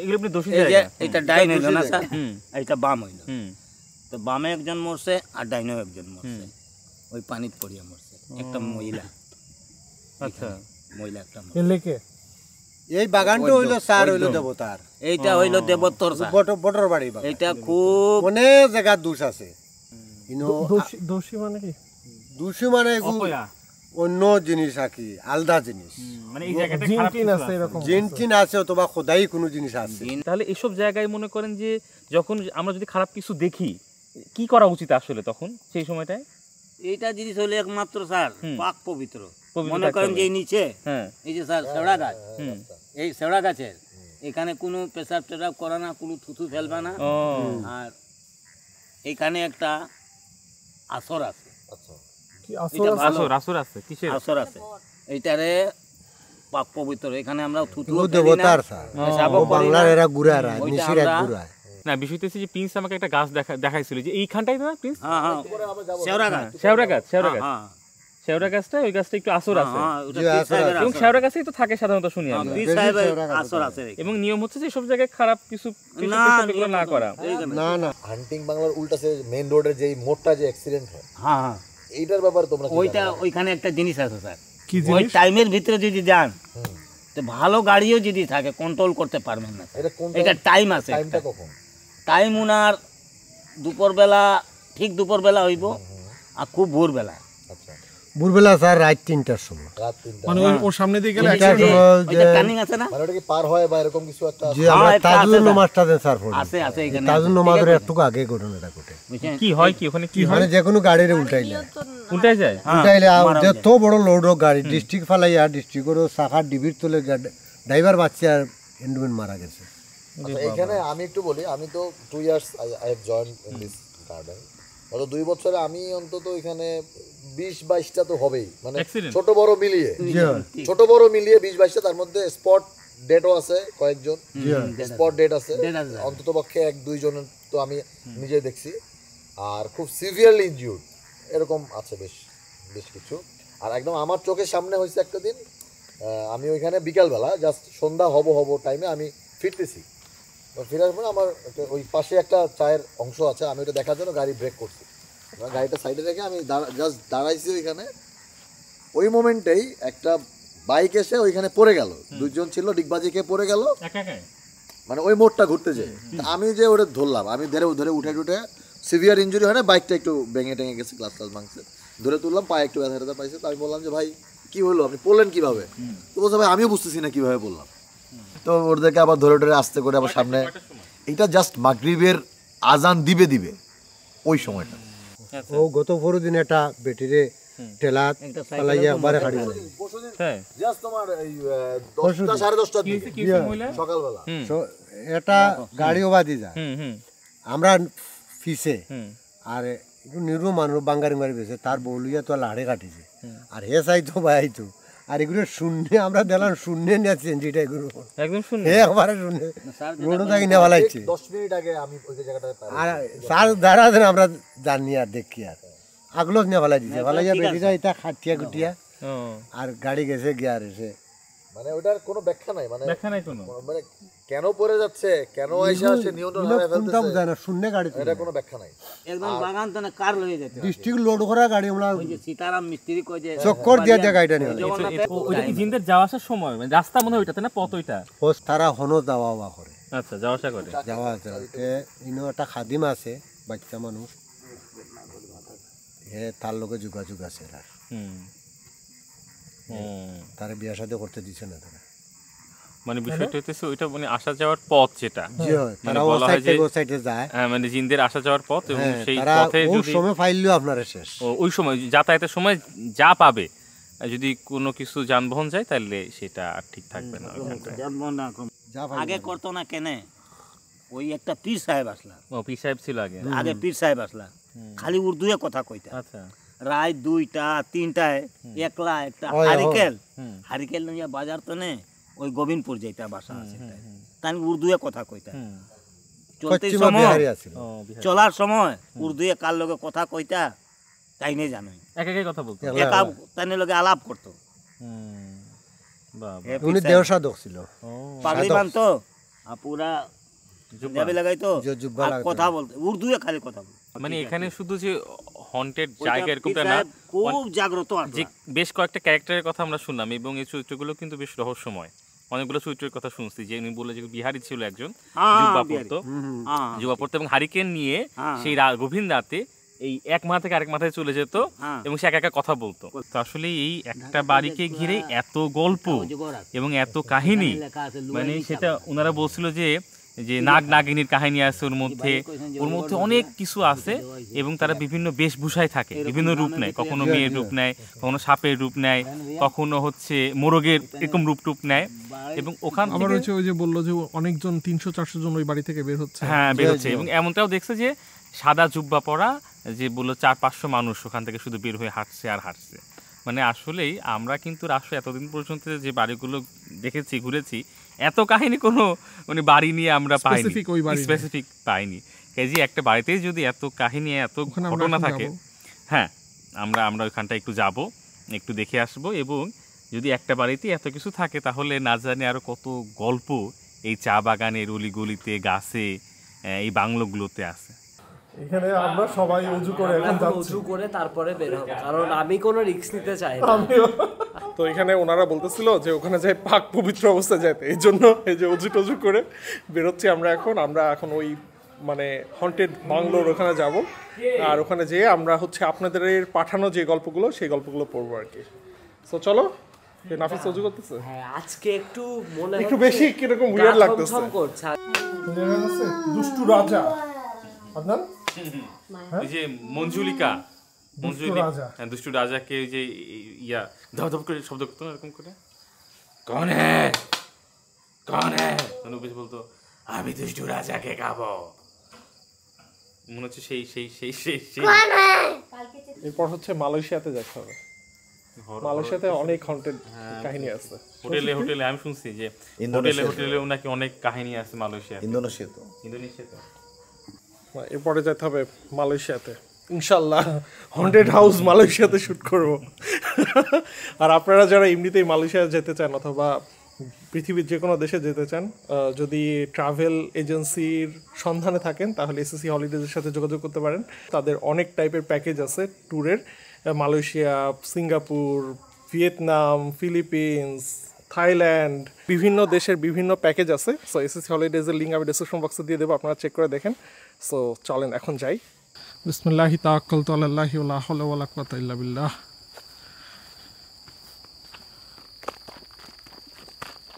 আজকে একটু উইয়ার্ড লাগতেছে না তোর? হ্যাঁ একটু বেশি। আমি না একটা বিষয় হচ্ছে আসলে যদি কারো ভয় লাগে এটা বলা উচিত, যেমন আমার আসলেই ভয় লাগতেছে, অবশ্যই ভয় লাগতেছে, বাট এটা যদি ওইখানে গিয়ে কারোর মধ্যে খুব সিভিয়ার লেভেলে আসে ভয়টা, এটা বলে ফেলাটা উচিত না। ওখানে যেতে অবশ্যই বলবে যে যদি একটু উইয়ার্ড ফিল হয় কারণ আমরা ব্যাক করবো, বা আমরা কিন্তু এই সাহসিকতা দেখানোটা খুব জরুরি না। ওখানে যাওয়ার সময় বা যাত্রাপথে যদি আমাদের কারো কাছে মনে হয় না এটা ঠিক হচ্ছে না বা কোনো কুডাক, আমরা ব্যাক করবো, ব্যাপার না।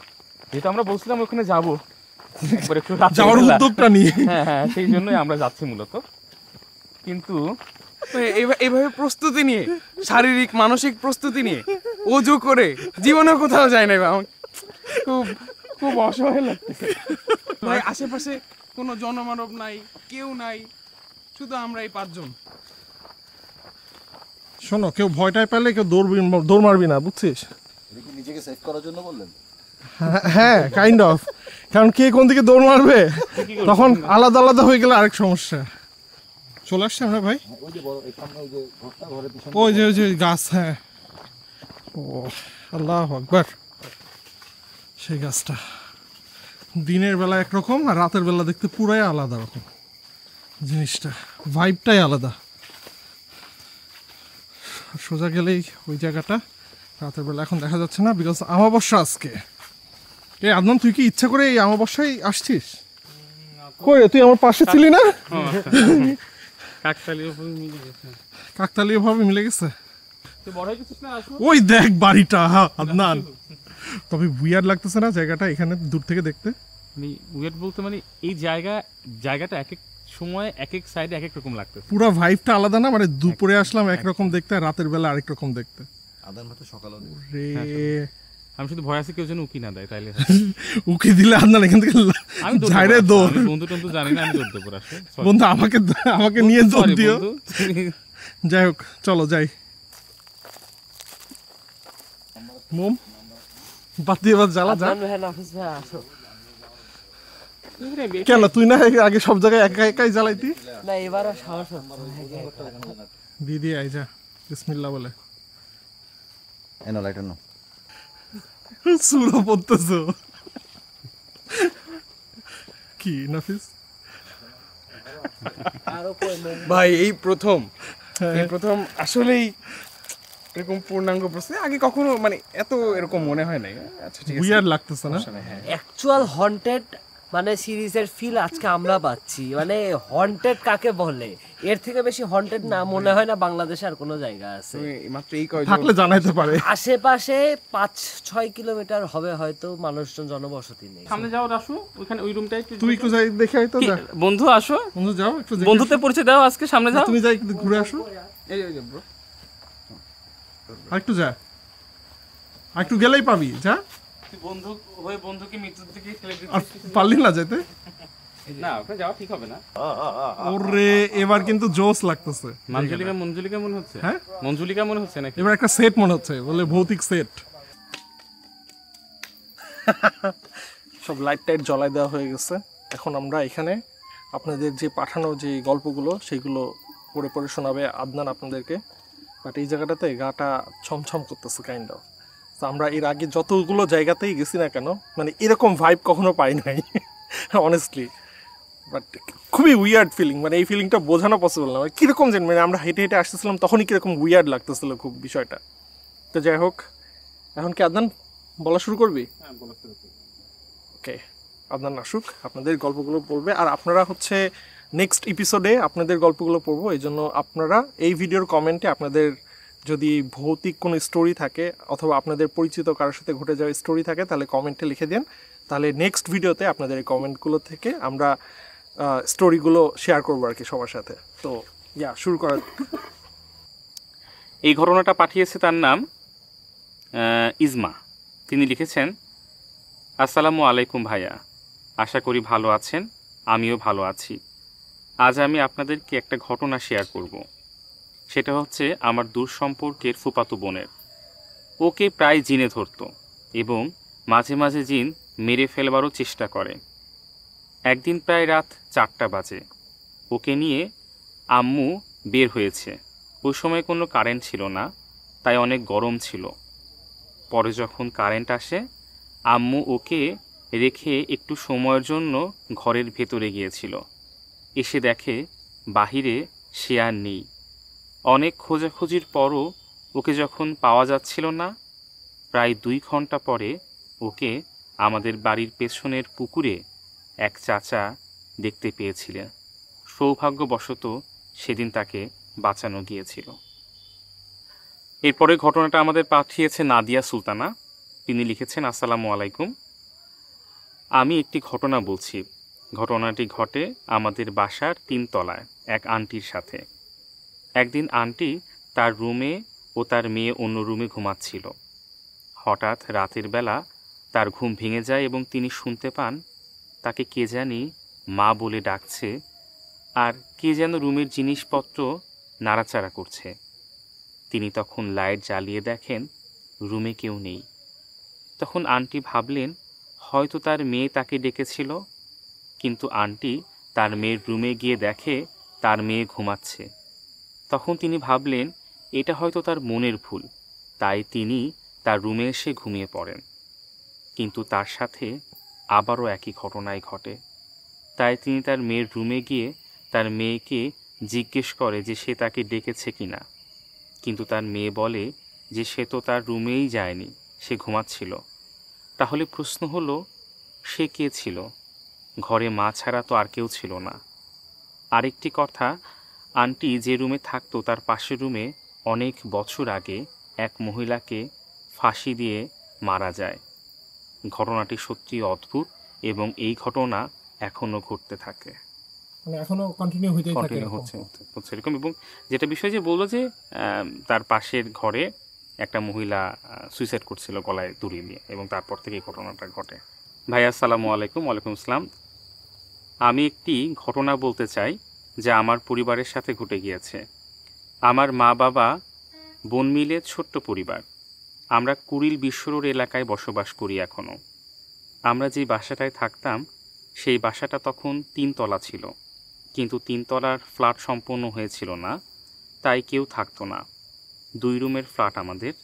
আমি বারান্দাসহ রুমটাতে একাই থাকি, আর আব্বু আম্মু বোনকে নিয়ে মাস্টার বেডে থাকে আম্মু আব্বু।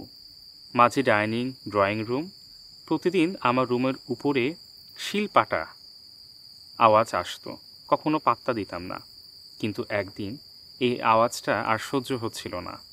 আমি আর আমার বাবা হাতে লাঠি নিয়ে 3 তলায় চলে গেলাম দেখতে যে কি হয় ওখানে।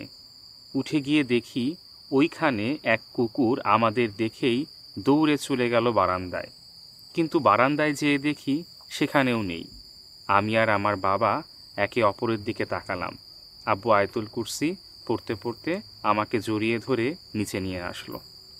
মানে ফাঁকা ছিল? হ্যাঁ, ফাঁকা ছিল। এবং এটা কিন্তু প্রায় শুনি যে আমাদের শিলপাটার আমরা রানাভেদের বাসায় যে ছিলাম ডি ব্লকে একটা বাসায় ছিলাম, এরকম রাত 2টা-3টার দিকে শিলপাটা সাউন্ড, কিন্তু ওই সময় শিলপাটা কিন্তু আসলে না, তার থেকে বড় কথা শিলপাটা দেশ থেকে উঠে গেছে আরো 10 বছর আগে। হ্যাঁ, এবং এটা কিন্তু খুব কমন, আমার কাছে মনে হয় সিমটম, প্রত্যেকে এটা এক্সপিরিয়েন্স করে।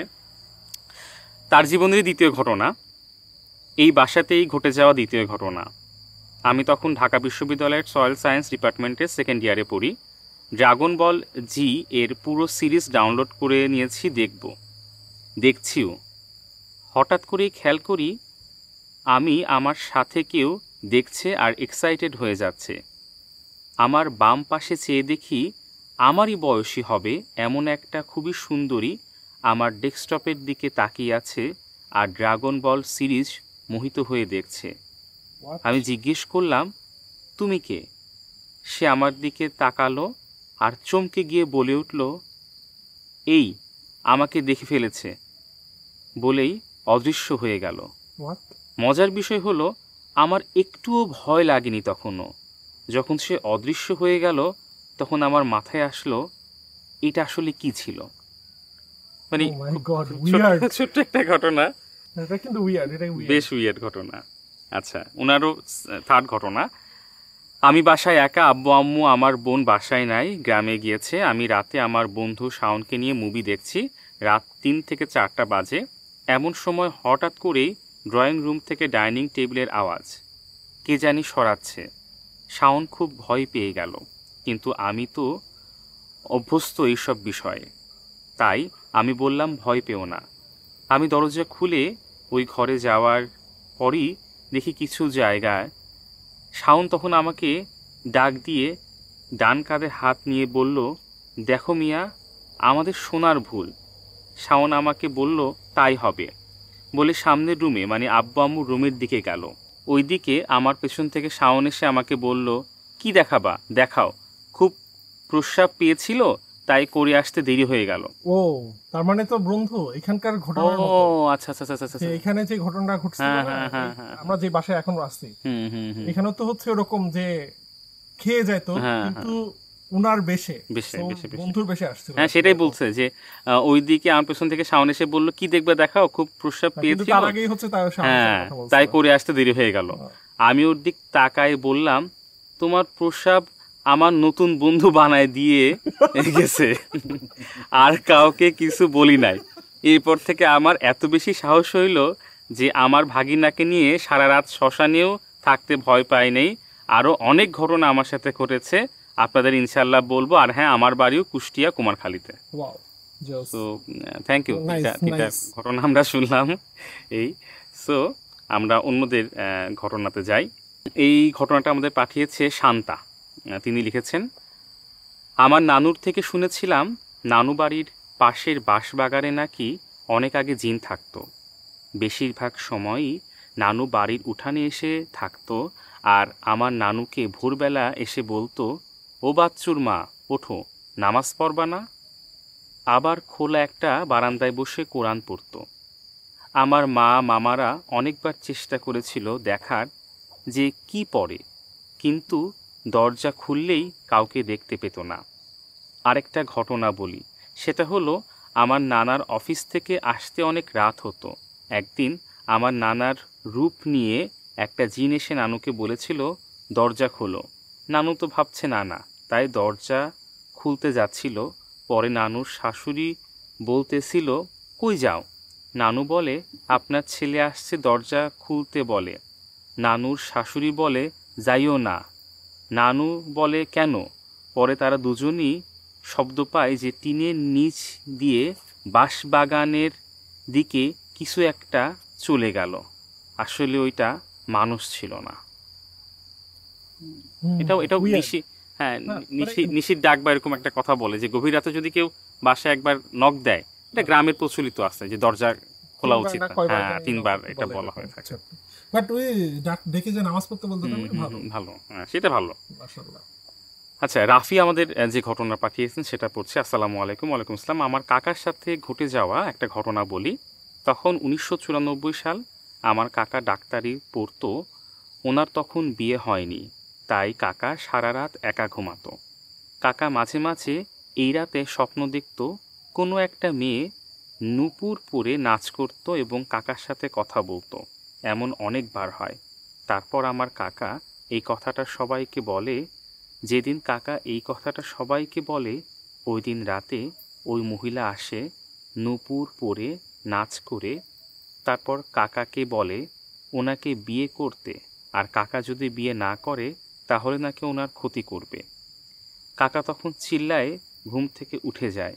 এরপর কাকাকে হুজুরের কাছে নিয়ে গেলে বলে এটা নাকি পরী ছিল, যেটা নাকি আমার কাকাকে অনেক পছন্দ হয়েছিল, তাই ওনাকে বিয়ে করতে চায়।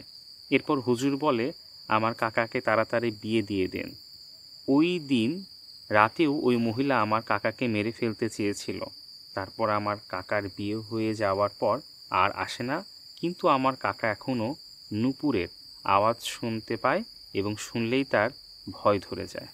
মানে একটা মানুষকে যখন বলে যে মানে জিন বা ভূত বা যাই হোক যে বিয়ে করব, মানে এই প্রস্তাবটা মানে খুব খুব বিব্রত করে, এবং এর থেকে উইয়ার্ড প্রস্তাব পৃথিবীতে সম্ভবত আর নেই। হ্যাঁ, এরকম ঘটনা আমরা আগেও পড়ছি কিন্তু এই ধরনের ঘটনা। আচ্ছা, আমাদের পরের যে ঘটনাটা, এবং আমার খুব ভালো লাগছে যে অনেক ঘটনা আপনারা পাঠিয়েছেন। সো প্লিজ আপনারা এই এপিসোডেও ঘটনাগুলো পাঠাবেন আপনাদের জীবনের, আমরা পড়ে শোনাবো। ঘটনা যিনি পাঠিয়েছেন তিনি লিখছেন, ঘটনার প্রায় 35 বছর আগের। আমার বয়স আনুমানিক 4 কিংবা এরকম। গ্রামের বাড়ি। গভীর রাতে আমার প্রস্রাব ধরে। আমার মাকে ডাকার পর মা বলল দরজা খুলে বাইরে কর। তখন আমাদের টয়লেটের ঘর থেকে কিছুটা দূরে বাহিরে টিপটিপ করে বৃষ্টি পড়ছে। তখন আমি দরজা খুলে দাঁড়িয়ে প্রস্রাব করছি। আমি দেখছি আমাদের উঠানের দক্ষিণ পাশে কিছু সিম গাছ আছে। সেই সিম গাছের নিচে আমার দাদু নামাজের উজু করছে। আমি ভেবেছি আমার দাদা তাহাজ্জুদের নামাজের জন্য উঠেছে, কারণ উনি প্রতিদিন তাহাজ্জুদের সময় ওঠে। আমি কিছু না বলে আবার এসে মায়ের পাশে শুয়ে গেলাম। শুয়ে শুয়ে মাকে বললাম, দাদু এতক্ষণ পর্যন্ত বাইরে কি করে, ঘরে আসে না কেন? মা তখন চমকে উঠে বলে, কি বলিস, তোর দাদু তো শুয়ে রয়েছে। পরে আমার মা দাদুকে ডেকে তুলে বিস্তারিত বলে। দাদু সারা রাত আমার পাশে বসেছিল, যদি জিন আমার কোনো ক্ষতি করে ফেলে সেই জন্য। মানে এখানে ওই সেম এখানকার মতো, এই আমরা যেখানে আছি এখানকার মতো। মানে আমরা আসলে তো এই বাংলাটা নিয়ে অজস্র কথা শুনলাম, এবং এখানকার ঘটনাগুলো কেন জানো মানে এই ওরিয়েন্টেডই হয়ে যাচ্ছে আজকের ঘটনাগুলো। এরপরের ঘটনাটা হচ্ছে এমডি মাহিদুল ইসলাম, উনি লিখেছে, আসসালামু আলাইকুম। ওয়ালাইকুম আসসালাম। গল্পটি আমার ছোট ভাইয়ের সাথে ঘটে। একদিন আমি আমার ছোট ভাইয়ের গ্রামের এক রাস্তা দিয়ে ফুপুর বাড়ি যাচ্ছিলাম। পথের পাশে কবরস্থান আর বাঁশঝাড় ছিল। আমি স্বাভাবিকভাবে ছোট ভাইয়ের হাত ধরে যাচ্ছিলাম। সে খুব ছোট, মাত্র কথা বলা শিখেছে। হঠাৎ সে বলে উঠল, তার হাত পেছন থেকে কে যেন টানছে। আমি দেখলাম তার এক হাত পিছনের দিকে চলে যাচ্ছে। আমি খুব ভয় পেলাম। তার 2 হাত শক্ত করে ধরলাম, তবুও আটকে রাখতে পারছিলাম না। পরে কোনোভাবে দৌড়িয়ে ফুপুর বাড়িতে পৌঁছালাম। টেনে ধরতেছিল। হ্যাঁ, টেনে ধরতেছিল। যদি এরকমটা আসলেই হয়, মানে আমি এই গল্পগুলো পড়ছি আর ভাবছিলাম এই ছবিগুলো, এটা কি ভয়ঙ্কর একটা বিষয়। তোকে মনে করো যে এখান থেকে পিছন থেকে টানতেছে। হ্যাঁ, পিছন থেকে টানলে আমি সামনের দিকে টানবো তাকে। পরের যে ঘটনাটা পড়ছি আমি, গল্পটা আমার না, আমার খালামণির সাথে ঘটে যাওয়া একটা ঘটনা। এটা মোটামুটি 19 থেকে 20 বছর কিংবা তারও আগের ঘটনা। তখন আমার জন্মও হয়নি। খালামণিরা তাদের নানি বাড়ি ঘুরতে গিয়েছিল। রাতের বেলা সে গ্রামে কারেন্ট ছিল না, তো কেউ একজন ওয়াশরুমে গেলে বাইরে হারিকেন নিয়ে দাঁড়িয়ে থাকতে হতো। খালামণির বাইরে দাঁড়ায় ছিল। ঠিক সেই সময় খালামণির পেছনে ঘরের অনেক গরম কারো হাত, ঘাড়ে অনেক গরম কারো হাত অনুভব করে। সে পেছনে ঘুরতেই দেখে একটা অনেক লম্বা কেউ দাঁড়িয়ে আছে। সে এতই লম্বা যে তার মাথাও দেখা যাচ্ছে না, নগ্ন অবস্থায়, অনেক রোগা। খালামণি ওটা দেখার সাথে সাথে সেখান থেকে চলে যায় এবং আজ পর্যন্ত সে ঘটনা কাউকে বলেনি। কিন্তু অনেকেই বলতো যে সেই ওয়াশরুমে একটা বড় বাঁশঝাড় ছিল এবং সেখানে নাকি জিন থাকতো। মানে মানে এটা হচ্ছে আসলে আমি এক্সপিরিয়েন্স করেছি আমাদের গ্রামের, কিন্তু অনেক ছোটোবেলায় মনে আছে। তখন আমাদের আকাশ দেখা যেত এবং সুপারি গাছের 4টা ডালে 4টা কাপড় দিয়ে রাখতো এবং বাইরে একটা হ্যারিকেন রাখা হতো। তো এখন তো সবাই আসলে ঘরের ভিতরেই ওয়াশরুম চলে আসছে, কিন্তু গ্রামের এই অনেক ভয়ের, অনেক প্রচন্ড ভয়, প্রচন্ড ছোটবেলায় আমাদের বাসাতে ওরকম ছিল, বাথরুমটা দূরে ছিল, উঠানের পাশে যাওয়া লাগতো হেঁটে। এবং শীতের মাঝরাতে যদি এরকমটা যাওয়া লাগে, মানে এটা কিন্তু ওই যে পিছনে পিঠে যে হাত দেয়ার না, এটা নিয়াজের ঘাড়েও দিছিল। আমরা সেই সময় হচ্ছে মিরপুরে একটা ছাদে বসেছিলাম, এরকম নিয়াজের ঘাড়ে হাত দিয়ে গেছিল, আর মিতু আর নিয়াজ দুইজনই সামনে থেকে কি জানি উড়ে যাইতে দেখছিল। মানে এখন একটা গল্প পড়ে শোনাবে। এই গল্পটা পড়ে শোনাইতে অনেক রিকোয়েস্ট করছে একজন। হ্যাঁ, বেশ অনেকদিন আগে আর কি ভাবির কাছে গল্পটা দেয়া হয়েছে। আনফর্চুনেটলি নামটা নোট করা ছিল না, তো নামটা মেনশন করতে পারছি না। যদি আপনি শুনে থাকেন অবশ্যই আপনি একটু রেসপন্স করবেন যে আপনার এই গল্পটা ছিল। তো শেয়ার করি ভাইয়া। হ্যাঁ বলো। ওনার ঘটনাটা আমি একটু শর্টলি বলছি, মানে ফুললি ব্রিফ করছি না। ওনারা যে বাসা ছিল, ওই বাসাতে 2টা বেডরুমের বাসা ছিল। তো ওনাদের মেম্বার যেহেতু একটু বেশি ছিল, তো এই জন্য 3 বেডরুমের একটা বাসা দরকার ছিল। তো হঠাৎ করে ওনারা একটা বাসা শিফট করে এবং শিফট করার পরে তড়িঘড়ি করে উঠে যায়। যেদিন ওরা উঠবে ওই দিন ওনাদের কাছে ওনাদের যে ওই বাড়ির যে কেয়ারটেকার ছিলেন, ওই কেয়ারটেকার ওনাকে বলেন যে আপনারা 3 তলাতেই উঠতেছেন, আচ্ছা উঠেন, ছাদে টাদে যেন না, একটু সমস্যা হয়, একটু কেয়ারফুল থাকেন। কেয়ারটেকাররা বলতেছে। হ্যাঁ, তো তখন ওনারা বলে যে কি সমস্যা? বলছে যে না, কিছুদিন আগে আসলে ওই ফ্লোরে একটা মহিলা সুইসাইড করে, তো এই জন্য একটু বললাম যে একটু কেয়ারফুল থাকবেন, ছাদেটাতে আপাতত না গেলেন।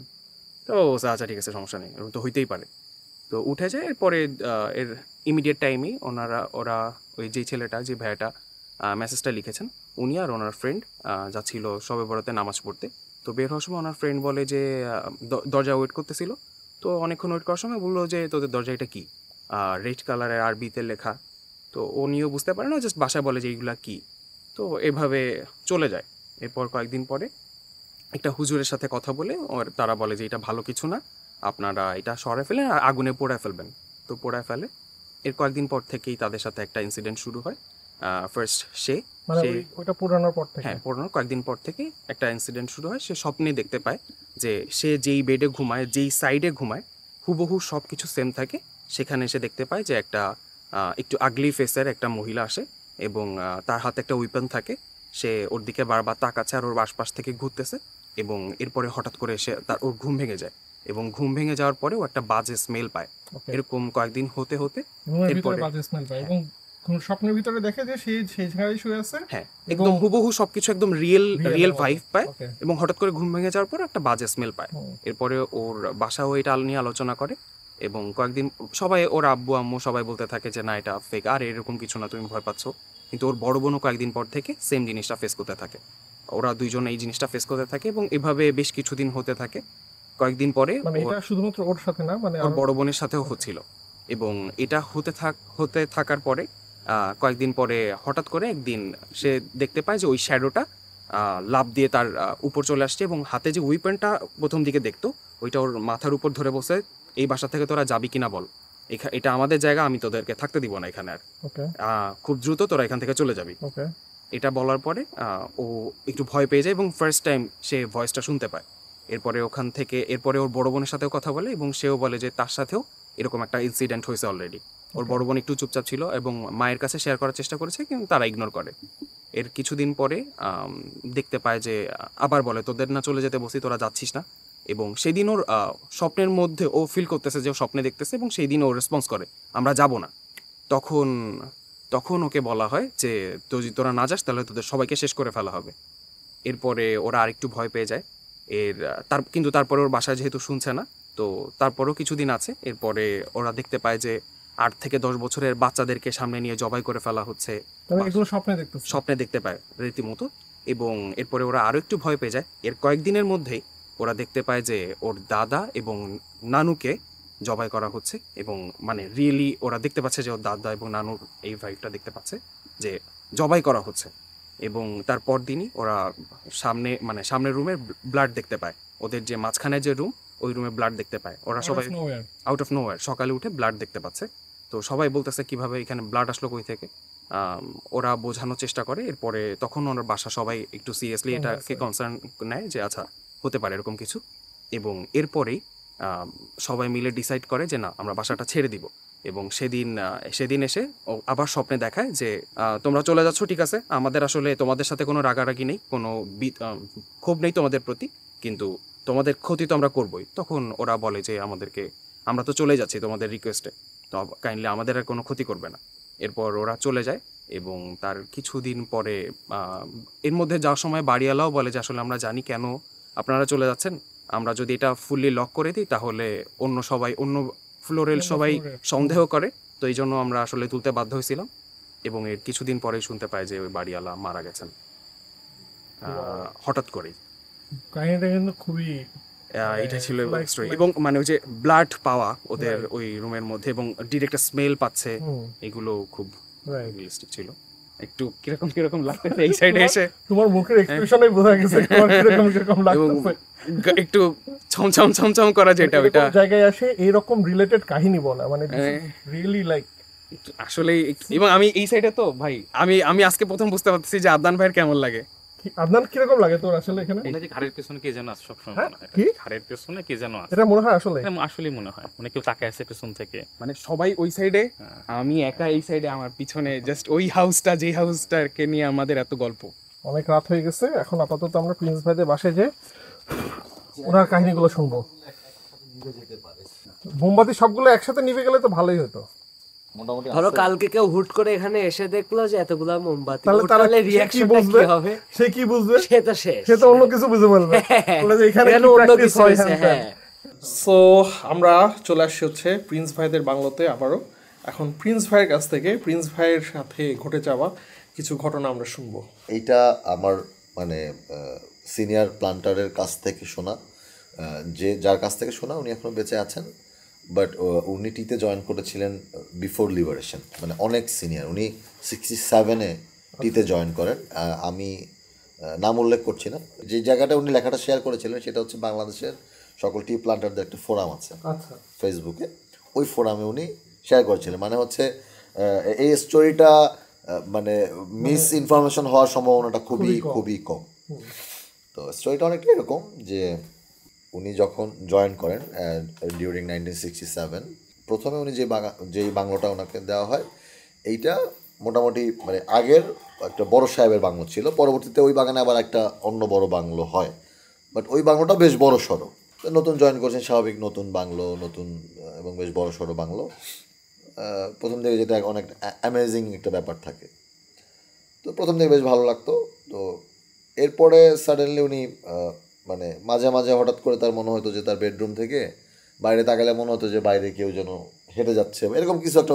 উনি জিনিসটা প্রথমে ইগনোর করেছেন যে এটা হয়তো আমার চোখের ভুল, বা অন্ধকার রাতে অনেক কিছুই তো মনে হতেই পারে। উনি বিষয়টা খুব স্পোর্টিংলি নিয়েছিলেন। তো একদিন এরকম খুব রাতে ঘুম ভেঙে যায় এবং উনি খুব স্পষ্ট করেই দেখেন যে বাইরে গরমের দিন, তো জানলা মানে খোলাই ছিল বা পর্দা করা ছিল। তো উনি স্পষ্ট করেই দেখেন যে মানে সাদা ড্রেস পরিহিত, শাড়ি পরিহিত কেউ একজন তার বাংলোর যে লন বলি আমরা, সামনে যে খোলা জায়গা, এটার মধ্যে দিয়ে হেঁটে যাচ্ছে।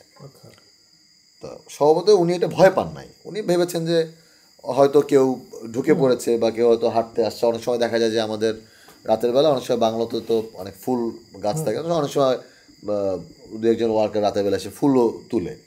এটা জিনিসটা উনি স্পোর্টিংলি নিয়েছেন। কিন্তু যেটা হলো যে রাতের বেলা প্রত্যেকটা বাগানেই বাংলোতে চৌকিদার থাকে। তো নর্মালি যদি কেউ বাইরে কেউ ঢুকতে চায় ওরা বাধা দেয় বা ঢুকতে দেয় না। তারপর অনেক সময় হয়তো ওদেরকে বলে কেউ দু একটা ফুল টুল নিতে ঢুকে। তো উনি দেখেছে যে স্পষ্ট দেখেছেন এবং উনি তখন চৌকিদারদের ডাক দেয় যে এই তোমরা কে ঢুকছে এখানে, দাঁড়ায় কে আসছে। তো ডাক শুনে চৌকিদার দৌড়ে আসে। তখন উনি বলে যে এখানে কে ছিল শাড়ি পরা, সাদা শাড়ি পরা। তো উনি বলে যে না স্যার, কেউ তো ছিল না।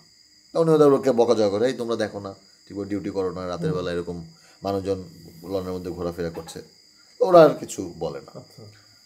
তো এর কিছুদিন পরে উনি জানতে পারে যে এইখানে এরকম প্রায় দেখা যায় কেউ একজনকে দেখা যায়। তো উনি তারপরেও খুব একটা এটা নিয়ে মানে ওরিড হন না যে এটা হয়তো ওরা মন গড়া ওদের ডিউটি ফাঁকে দিছে, আমি বকাঝকা করছি, হয়তো এটাকে ওরা স্টাবলিশ করার জন্য ওরা হয়তো মন গড়া কথা বলছে। এইভাবে আরও কিছু দিন যায়। এরপরে যে ঘটনাটা ঘটে যে ওনার একটা সার্টেন টাইমে, খুব সম্ভবত আমি যদি ভুল না করি রাত 3:30 মানে প্রতিদিনই এইরকম টাইমে তার ঘুম ভেঙে যায়। আচ্ছা, 3:30 একটা সার্টেন টাইমে তার রেগুলার ঘুম ভেঙে যেতে থাকে। আচ্ছা।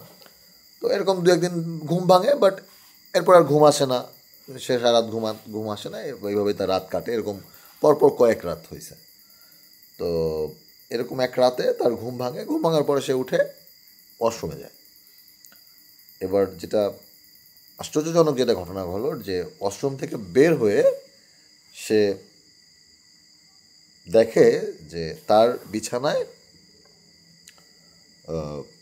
মানে আমরা যারা বাগানে যারা সাহেব বা যারা বাগানের টি প্লান্টার তাদের যেই সাহেবী ড্রেস, সেই ড্রেস পরে এক ভদ্রলোক তার বিছানায় শোয়া এবং তার দিকে তাকিয়ে হাসছে। তো উনি ভাবে যে হয়তো বহিরাগত কেউ ঢুকে পড়েছে এনিহাও। উনি ওই দেয়ালে ছিল গান, আগের সময় বন্দুক থাকতো বাংলাতে, উনি বন্দুক নিয়ে সরাসরি ফায়ার করে, তাক করে ওনার দিকে। তো উনি নিজের চোখে দেখতে পাচ্ছে যে গুলিটা ওর শরীর ভেদ করে ওর বিছানা ফুটো হয়ে গেছে, আর ওই লোকটা ওদিকে তাকে আস্তে করে হাওয়ায় মিলাই গেল। এবং এটা কিন্তু আমি একটা মানে ওনার লেখাটা আমি জাস্ট মানে আপনাদেরকে শেয়ার করলাম। হ্যাঁ, তো এইটা একটা আমার কাছে বেশ ইন্টারেস্টিং স্টোরি মনে হয়েছে। আর এর বাইরেও বেশ কিছু বাগানের মানে যারা এক্সপিরিয়েন্স করেছে তাদের মুখ থেকে শোনা গল্প, যেমন 2-1টা বাংলোর কথা শোনা যায়। আমি সর্বত নাম উল্লেখ করছি না, ওই বাংলোতে এখন আর থাকে না, বাট বেশ কিছুদিন আগেও না, মানে ধরেন 5-6 বছর আগেও ওইখানে লোক থাকতো।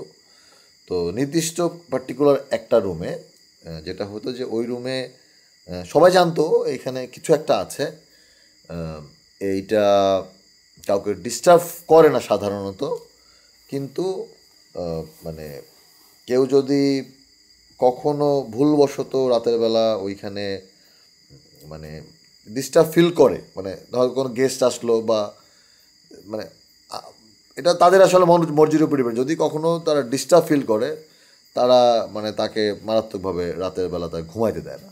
বিভিন্ন রকম তারা শব্দ করে, তারা জিনিসপত্র ছুঁড়ে ফেলে দেয়, বিছনাপত্র, এরকম কিছু ঘটনা গেস্টরা বিশেষ করে যারা ওই বাংলা থাকছে তারা ডিরেক্টলি এক্সপিরিয়েন্স করে নাই, বাট যারা বাইরে থেকে যে থাকছে 2-1জন গেস্ট এটা গেস্ট রুমে, তারা এটা ফিল করছে। সো গতকালকে রাতে আমরা এখানে বসে আড্ডা দিচ্ছিলাম, তখন প্রিন্স ভাই এবং প্রিন্স ভাই একটা ফ্রেন্ড ছিল রাহুল ভাই, ওনারা ওনাদের লাইফের সাথে ঘটে যাওয়া কাহিনীগুলো শেয়ার করছিল আর কি।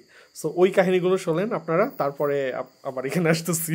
বাট ওই কাহিনী দুটো খুবই জোশ ছিল, মানে ওনারা হুট করে বলা শুরু করে দিয়েছে, আমি তাড়াতাড়ি করে ক্যামেরা বসছি যে ইন্টারেস্টিং গল্প, কারণ এটা ভৌতিক গল্প। সো আমি তাড়াতাড়ি করে ক্যামেরা বের করে এটা রেকর্ড করছি আর কি। সো গতকালকের ওই স্টোরিটা শোনেন, তারপরে আবার এখানে আসতেছি। তখন কত 2014 সালের মাঝামাঝি সময়। তো আমরা ক্যাম্পাস থেকে মানে আমি কখনো কুয়াকাটা আগে যাইনি, তো ক্যাম্পাস থেকে ওই যে দাদাভাই ছিল, দাদাভাই হঠাৎ করে প্রপোজাল দিল বরিশাল থেকে। দাদাভাই হচ্ছে আমাদের কমন ফ্রেন্ড, মানে বরিশালের বড় ভাই। তো প্রপোজাল দিল যে চল কুয়াকাটা যাই। তো আমাদের গ্যাংয়ের ভিতরে আসলে আমি, ফাহাদ আর প্রিন্স, আর এছাড়া দাদাভাইয়ের ওই পাশে প্রিন্সের গ্যাং, ওটা বললি আমার মিজান ছিল, জাহিদ ছিল, আর হচ্ছে তো আমার বরিশালের ফ্রেন্ডস প্লাস হচ্ছে ক্যাম্পাস ফ্রেন্ডস, মোরলেস বিষয়টা এরকম। আচ্ছা, তো আমরা কুয়াকাটা পৌঁছালাম যে রাত 9:30-10টা নাগাদ, যে জাস্ট হোটেলে উঠলাম। কুয়াকাটা যেই তখনকার সিনারিওটা অন্যরকম ছিল, এখন আমি অনেকদিন যাই না। হাতের ডানের একদম শেষ হোটেলটা সমুদ্রকন্যা টাইপ, এরকম কোনো সাগরকন্যা টাইপসের এরকম কোনো নাম ছিল। আচ্ছা, যাই হোক, ওখানে যে আমরা ব্যাগ ট্যাগ রেখে ডিনার করলাম। ডিনার করে আমাদের টার্গেট হচ্ছে যে আমরা বিচে বসে আড্ডা মারবো। আড্ডা মারার মেইন নিয়েছিল ফাহাদ, খুব ভালো গান গেত ওই সময়, আমাদের ফ্রেন্ড, ও গান গাবে। আচ্ছা, তো আমরা এরকম একটা চেয়ার, ওখানে বেশ কয়েকটা চেয়ার পাইছি। তা আমরা 3টা যে চেয়ার এক করে আমরা 4-5 জন ওখানে বসি। তখন কটা একটা কি 1.5টা এরকম। তো ওখানে ফাহাদ গান গাচ্ছে, ফাহাদ খুব সুন্দর গান গাচ্ছে তো মিজান আবার হচ্ছে যে আমাদের মাঝখানে খুব মানে পজ দেয়, হ্যাঁ মানে এন্টারটেইন করে তো মিজান বললো যে ফাহাদ তুমি এত সুন্দর গান গাও, আচ্ছা দেখি আমি একটা গান গাই, দেখো তো কেমন হয়। তো ও যখন গান গাওয়া শুরু করলো মানে জোকসে পার্ট মানে ওটা খুবই বাজে ছিল, এবং পাশে একটা কুকুর ছিল, কুকুরটা ঘেউ ঘেউ করে উঠছে। ফাহাদ হচ্ছে যখন গান গাচ্ছিল কিছু একটা কুকুর হচ্ছে ওর পায়ের কাছে বসেছিল, ও আবার ওই যে আমরা বিস্কুট খাচ্ছিলাম ওটা বড় কুকুরটাকে মাঝে মাঝে খাওয়াচ্ছিল আর কি, ওই কুকুরটাই বোধহয় তখন আবার মিজান যখন গান গাওয়া শুরু করলো তখন ঘেউ ঘেউ করে উঠলো, তখন আমরা এটা নিয়ে হাসাহাসি করতেছি। তো হঠাৎ করেই খেয়াল করলাম ওই একটা কুকুরের জায়গায় আরো 2টা কুকুর অ্যাড হয়ে দে আর জাস্ট মানে মেকিং রাউন্ড অ্যারাউন্ড, এবং হ্যাঁ তার দিকে ওরা ঘুরতেছে এবং সার্কেল করে ঘুরতেছে, হঠাৎ করে সার্কেলটা ক্লোজ হচ্ছে এবং গা ঘষা দেয়া শুরু করছে, মানে ইটস লাইক যে ভাই তোমরা এখান থেকে উঠে যাও। হ্যাঁ মানে স্টিল আমার পায়েও ঘষা লাগছে, এরকম করছে কেন, এবং ওরা ওই যে কুকুর যেমন একটা গোঙানির যে একটা ভিতরে ভিতরে করে না কান্নাটা, ভয়ঙ্কর কুকুরের কান্না বলছে, তো তোমরা উঠে যাও, রাগ করে বলতেছে এরকম। তো আমরা একটা কুকুর বোধহয় মানে কামড় দিচ্ছে না, বাট মানে উঠানোর জন্য আমাদেরকে ওইখান থেকে উঠানোর জন্য সে পায়ের কাছে এসে বারবার মানে কামড় দিবে একটা, তো আমরা একটু ইয়া হইলাম যে না আমাদেরও পরিবেশটা একটু ইয়া লাগছে। আমরা যখন বুঝলাম যে অনেক রাত হয়েছে, লেটস গো, আমরা উঠলাম, উঠে ওই 3টা কুকুর আমাদের সাথে সাথে গোল করে ঘুরে ঘুরে যাচ্ছে। না ওইটা পরে, ওই 3টাই, হ্যাঁ প্রথমের যে 3টা ওই 3টাই। এবার মানে কুয়াকাটা তো সি বিচটা তো সরাসরি রাস্তা থেকে নেমেই সি বিচ, এবং হাতের ডানে গেলে হচ্ছে সব হোটেলগুলা, বা উঠতে গেলে বায়ে হাতে। তো আমরা যখন ওই ঠিক পয়েন্টটায় আসলাম যে আমরা বায়ে টার্ন নিব, তখন একটা কুকুর থেকে গেল আর 2টা কুকুর অ্যাড হলো আমাদের সাথে, মানে যে তারা আমাকে প্রোটোকল নিয়ে গেছে। মজার ব্যাপার হচ্ছে আমরা যে 6টা মানুষ হাঁটতেছি, সিচুয়েশন ছিল এরকম যে 2টা কুকুর সামনে 2টা কুকুর পিছনে, মানে ক্লিয়ারলি ইন্ডিকেটিং যে তারা আমাদেরকে কাইন্ড অফ প্রোটেকশন দিয়ে যাচ্ছে। হ্যাঁ ওখানে লাস্টে যখন আমরা টার্ন নিলাম তখন টোটাল কুকুর ছিল 5টা, টোটাল 4টা ছিল লাস্টে, পরে আরো একটা অ্যাড হয়েছে, এবং they are showing us the way. এবং পাশে একটা সামনে, এই সামনে 2 পাশে 2টা, আবার পিছনে 2টা। এটা হচ্ছে যে কি আমরা টার্ন নিলাম, টার্ন নিয়ে কিছুটা অংশ কিন্তু সমুদ্র দেখা যায়, যখন গাছপালা শুরু হলো মানে সমুদ্র দেখা বন্ধ হলো, দ্যাট টাইম আপনারা শিয়াল যখন একসাথে ডাকে শুনছেন, কুকুর একসাথে কান্না করতেছে, অলমোস্ট এটা 100 or 100+, মানে ভয়ঙ্কর একটা পরিবেশ, ভয়ঙ্কর আমরা লিটারালি 100+ কুকুর, বাট देयर इज নো মানে আলাদা কোনো শব্দ ছিল না, কোনো আশেপাশে কোনো কুকুর ছিল না, আশেপাশে কোনো কুকুর ছিল না, বাট 7টা কুকুর, ওই 5টা কুকুর আমাদের সাথে, এছাড়া আশেপাশে তাকাইলে কোনো কুকুর, কিন্তু আমরা ভয়ঙ্কর শব্দ পাচ্ছি। মানে বিষয়টা হচ্ছে আপনাদের আশেপাশে 5টা কুকুর, কিন্তু মানে আমরা তো রাস্তা ধরে আগাচ্ছি, আমাদের হোটেল থেকে ধরেন হাঁটতে 10 মিনিট সময় লাগবে, কুকুরগুলো আমাদেরকে প্রোটেকশন দিয়ে আমরা বুঝতে পারতেছি দে আর প্রোটেক্টিং আস। আমরা রাস্তাতে হেঁটে যাচ্ছি, যখন ওই ঝোপঝাড়গুলোর কাছে আসলাম, এবার রাস্তার 2 পাশে মনে হলো যে 100 শিয়াল একসাথে ডাকলে যেরকম জাস্ট শিয়ালের যে ডাকটা, এই 2 পাশে আমরা শব্দ পাচ্ছি যে একসাথে 100 শিয়াল ডাকতেছে, এবং ওই মোমেন্টে আমরা একসাথে দৌড় শুরু করলাম, কাইন্ড অফ মানে আমরা দৌড়াচ্ছি, কুকুরগুলো আমাদের সাথে যে কুকুরগুলো ছিল সেই কুকুরগুলো কিন্তু তখন কোনো টু শব্দও করতেছিল না, যে জাস্ট তারা হাঁটতেছে, আমাদের গতি যেরকম ছিল ওই স্পিডেই হাঁটতেছে। আমি তখন ফাহাদকে বললাম, ফাহাদ তুমি ওই ইয়ে পড়ো, আয়াতুল কুরসি পড়ো, যে যার মতো প্রে, আমরা দৌড়াচ্ছি আর ওইটা করতেছি। এবং আমরা যখন ওই হোটেলের মেইন দরজাটায় আসলাম, গেটে ঢুকলাম, কুকুরটা ওইখানে দাঁড়ায়। আমি একটু বলি, গেটটা ধরেন আমাদের এই বাংলো থেকে যতক্ষণ আপনারা ঢুকছেন না, সেম, আর মেইন রোড থেকে আগে হচ্ছে বড় একটা গেট, এরপর হচ্ছে একটু হেঁটে যে আবার হোটেলটা। ওই কুকুরটা এক্স্যাক্টলি ঠিক, ও তো জানে না আমরা কোন হোটেলে, সে এসে আগে ঠিক আমাদের গেটে এসে সে গেটটা মানে সামনে কুকুরটা সে ধাক্কা দিচ্ছে, দিয়ে গেটটা পকেট গেটটা যখন খুললো সে ওখানে ভিতরে ঢুকলো, সে দাঁড়ায় গেল, আমরা ঢুকলাম, ওরা আবার হোটেলের মেইন যে বিল্ডিংটা ঢুকলাম, দরজা ক্লোজ করলাম, দেন আমরা দেখছি ব্যাকে তাকায়, মানে কুকুরটা তখন ব্যাক করতেছে। ওকে, তার মানে হচ্ছে কুকুরগুলো আপনাদেরকে প্রোটেকশন দিয়ে। আমাদের যেটা রিয়েলাইজেশন হইলো ভাই, সেটা হলো যে ওই যে ফাহাদ ওকে যে খাবার দিছিল, সেইটার গ্র্যাটিটিউডে ওরা জাস্ট আমাদেরকে, এবং ওই যেই কুকুরটাকে খাবার দিছিল ওই কিন্তু পুরো রাস্তাটা আমাদেরকে ফ্রন্টে মানে প্রোটেক্ট করে নিয়ে আসছে। এইটা আমরা 6টা ফ্রেন্ড ছিলাম, মানে এই এক্সপিরিয়েন্সটা মানে এটা বলতে পারেন আসলে ভৌতিক কিছুই না, কিন্তু অ্যাবনর্মাল মানে সুপার ন্যাচারাল। এটা আসলে আমরা কোনো বেশি লাগছিল যখন আমরা টার্ন নিছি, এবং তখন প্রায় 100+ কুকুর কাঁদছে, বাট আমরা কাউকে দেখতে পাচ্ছি না। এবং সাথের কুকুরগুলো সাধারণত কি হয়, এরা দলে কিন্তু একজন ডাকলে কিন্তু সবাই ডাকা শুরু করে, শিয়াল হোক বা কুকুর হোক। বাট সাথে যে 5টা কুকুর, কোনো শব্দ নাই, তারা জাস্ট মাথা সামনের দিকে ফোকাস, হাঁটতেছে। আমরা হোটেলে যাই মানে আমরা চিন্তা করতেছিলাম যে মানে কি এটা কি হলো, মানে আমরা যেহেতু 6জন মানুষ প্রত্যেকের মুখের দিকে তাকাচ্ছি যে মানে what just happened with us. আচ্ছা, এটা হতে পারে না যে ভালো জিন খারাপ জিন, হতেই পারে, ওরকম কিছুই ভাবি একটা ভালো জিনের একটা রূপ। মানে আমার যেটা মনে হয়েছে ওই সময়, যদিও এটা খুব হাস্যকর মনে হইতে পারে, যে ফাহাদের গানটা আসলেই অনেক সুন্দর। ওই মোমেন্টটা মানে হয় না যে অনেকে কিন্তু শুনতেও আসে, আই ডোন্ট নো, মানে আমার মনে হয় যে শুনতে আসছে, বাট মিজান যখন গাইছে তখন এভরিবডি রাগ হচ্ছে, তুই কেন গাইলি ভাই, এই জন্য তোদের এখানে থাকতে দেওয়া যাবে না। কুকুর ইজ এ মানে মেসেঞ্জার, কুকুর কিন্তু একটা মেসেঞ্জার। আমরা কিন্তু ছোটবেলা থেকে যদি একটু মানে সবাই শুনে আসছি কুকুর বা এই মানে এই সব জিনিস বুঝতে পারে না, কুকুর কিন্তু মেসেঞ্জার, এবং কুকুরের মাধ্যমে মনে হয় হচ্ছে যে ওরা ভাই এদের উঠায় এখান থেকে। আপনি হচ্ছে একটু আগে যে গল্পটা বললেন সেটা একটু বলুন। ক্যাম্পাসেরটা? হ্যাঁ, ক্যাম্পাসেরটা। এইটাও 14 সালেরই ঘটনা, শেষের দিকে। তখন ওই সেপ্টেম্বর অক্টোবর এরকম টাইমে, মানে খুব গরমও না, হ্যাঁ খুব গরমও না আবার খুব ঠান্ডাও না। তো আমাদের ক্যাম্পাসে পটুয়াখালী সায়েন্স অ্যান্ড টেকনোলজি ইউনিভার্সিটিতে, তো ক্যাম্পাসে যে হল, অনেকগুলো হল আছে, তার ভিতরে আমি ছিলাম হচ্ছে যে শেরে বাংলা হলে, এক নম্বর হলে। তো ওখানে একটা 3 তলা একটা জলছাদ আছে। তো ওখানে বেসিক্যালি আমাদের বৃহস্পতিবার আসলে বরিশাল পটুয়াখালীর যে স্টুডেন্টরা তারা যাদের বাসায় চলে যায়, হলটা বেশ মোটামুটি ফাঁকাই থাকে, মানে 90% ফাঁকা থাকে বলতে গেলে। তো জলছাদটা আমার খুব পছন্দের একটা জায়গা ছিল, ওখানে হাফ পাঁচিল করা ছিল। তো আমি একটা স্যান্ডো গেঞ্জি পরে রাত আনুমানিক 12:30-1টার দিকে ওখানে গিটার বাজাচ্ছিলাম। নোবডি ওয়াজ দেয়ার। ইন্টারশিপের ওইটার সাথে আবার এনএক্স একটা এক্সটেনশন একটা হল ছিল, ওইটা আমি শুনছি লোকমুখে যে ওখানে আগে শ্মশান ছিল। তো এরকম রাতে গিটার বাজাচ্ছি, গান গাচ্ছি। তা আমি শিউলি ফুল খুব পছন্দ করি, তো শিউলি ফুলের ঘ্রাণ পাচ্ছি খুব হালকা, খুব ভালো লাগতেছিল, এনভায়রনমেন্টের সাথে যাচ্ছিল, মানে খুব হালকা ঠান্ডা ঠান্ডা একটা বাতাস একা একাই।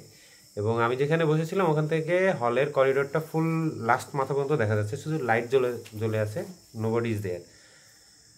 তো গিটার বাজাচ্ছি, হঠাৎ করে আমার পিছনে স্যান্ডোগঞ্জির পিছনে হালকা এভাবে জাস্ট একটা টান লাগছে। তো আমি ভাবছি যে হয়তো বা নিচে কোথাও বাজছে, হয়তো কোথাও লোহা টোহা আছে বা কিরকম কিছু। তো আমি জাস্ট পিছনে হাত দিয়ে দেখলাম, মানে এটা আমার মাজার কাছেই আছে, মানে বাঁধার আসলে কোনো জায়গা নেই। তো আমি ইগনোর করলাম ফার্স্ট টাইম। তো বাজাচ্ছি আবার 5-10 মিনিট পর এরকম ঘ্রাণটা আরও গাঢ় হয়ে আসলো আর কি, ওই শিউলি ফুলের ঘ্রাণটা। তো তখন জিনিসটা মানে মাথা ব্যথা করার মতো একটা ঘ্রাণ আসে না, ওরকম আসছে। তো তা আমি ইগনোর করে আমি গাচ্ছি, যেহেতু এটাই করে চলে যাব। এবার দিস টাইম এই টানটা নর্মাল ছিল না, মানে ইট ওয়াজ লাইক এরকম, মানে আমি যে সামনে মুভ করতেছি, আমি পিছনে মুভ করছিলাম ওই সময় পিছন থেকে, মানে আমি বাট পিছনে কিন্তু কিছুই ছিল না, পিছনে রাস্তা ছিল, মানে আমি যদি পিছনে সেফ আর কেউ পড়ে টড়ে গেলে শেষ, 3 তলা থেকে হাত পা ভাঙতো, মাথা ফাটতো। তো আমি বললাম, তখন গা ছমছম করে উঠলো, মানে পিছনে তো কেউই নাই, ইভেন হলেই সবাই ঘুমায় পড়ছে, যে কয়জন আছে 2-1 জন। তো আমার হাতে আমার গিটারটা খুব শখের ছিল। তখন আসলে আমি ভয় পেয়ে যেটা হয়, মানে ন্যাচারালি আমি ফোনটা বের করে কানে ধরে জাস্ট মানে হ্যালো, হ্যাঁ কথা বলা একটা ভান করতেছি, যে যাতে করে আমি কেউ যদি থাকেও ওখানে, আমি কাউকে দেখি নেই, যে হ্যালো কথা বলে আমি আস্তে আস্তে এগোচ্ছি। গিটারটা ওই ছোটো পকেট একটা ডোর ছিল, তো গিটারটা কোনোভাবে আমি বাইরে দিয়ে আমি টপকায় এক দৌড়ে যে রুমের দরজা আটকা দিয়েছি। তখন রুমে প্রিন্স ঘুমাচ্ছিল। প্রিন্স হঠাৎ করে লাফ দিয়ে হচ্ছে কী হয়েছে?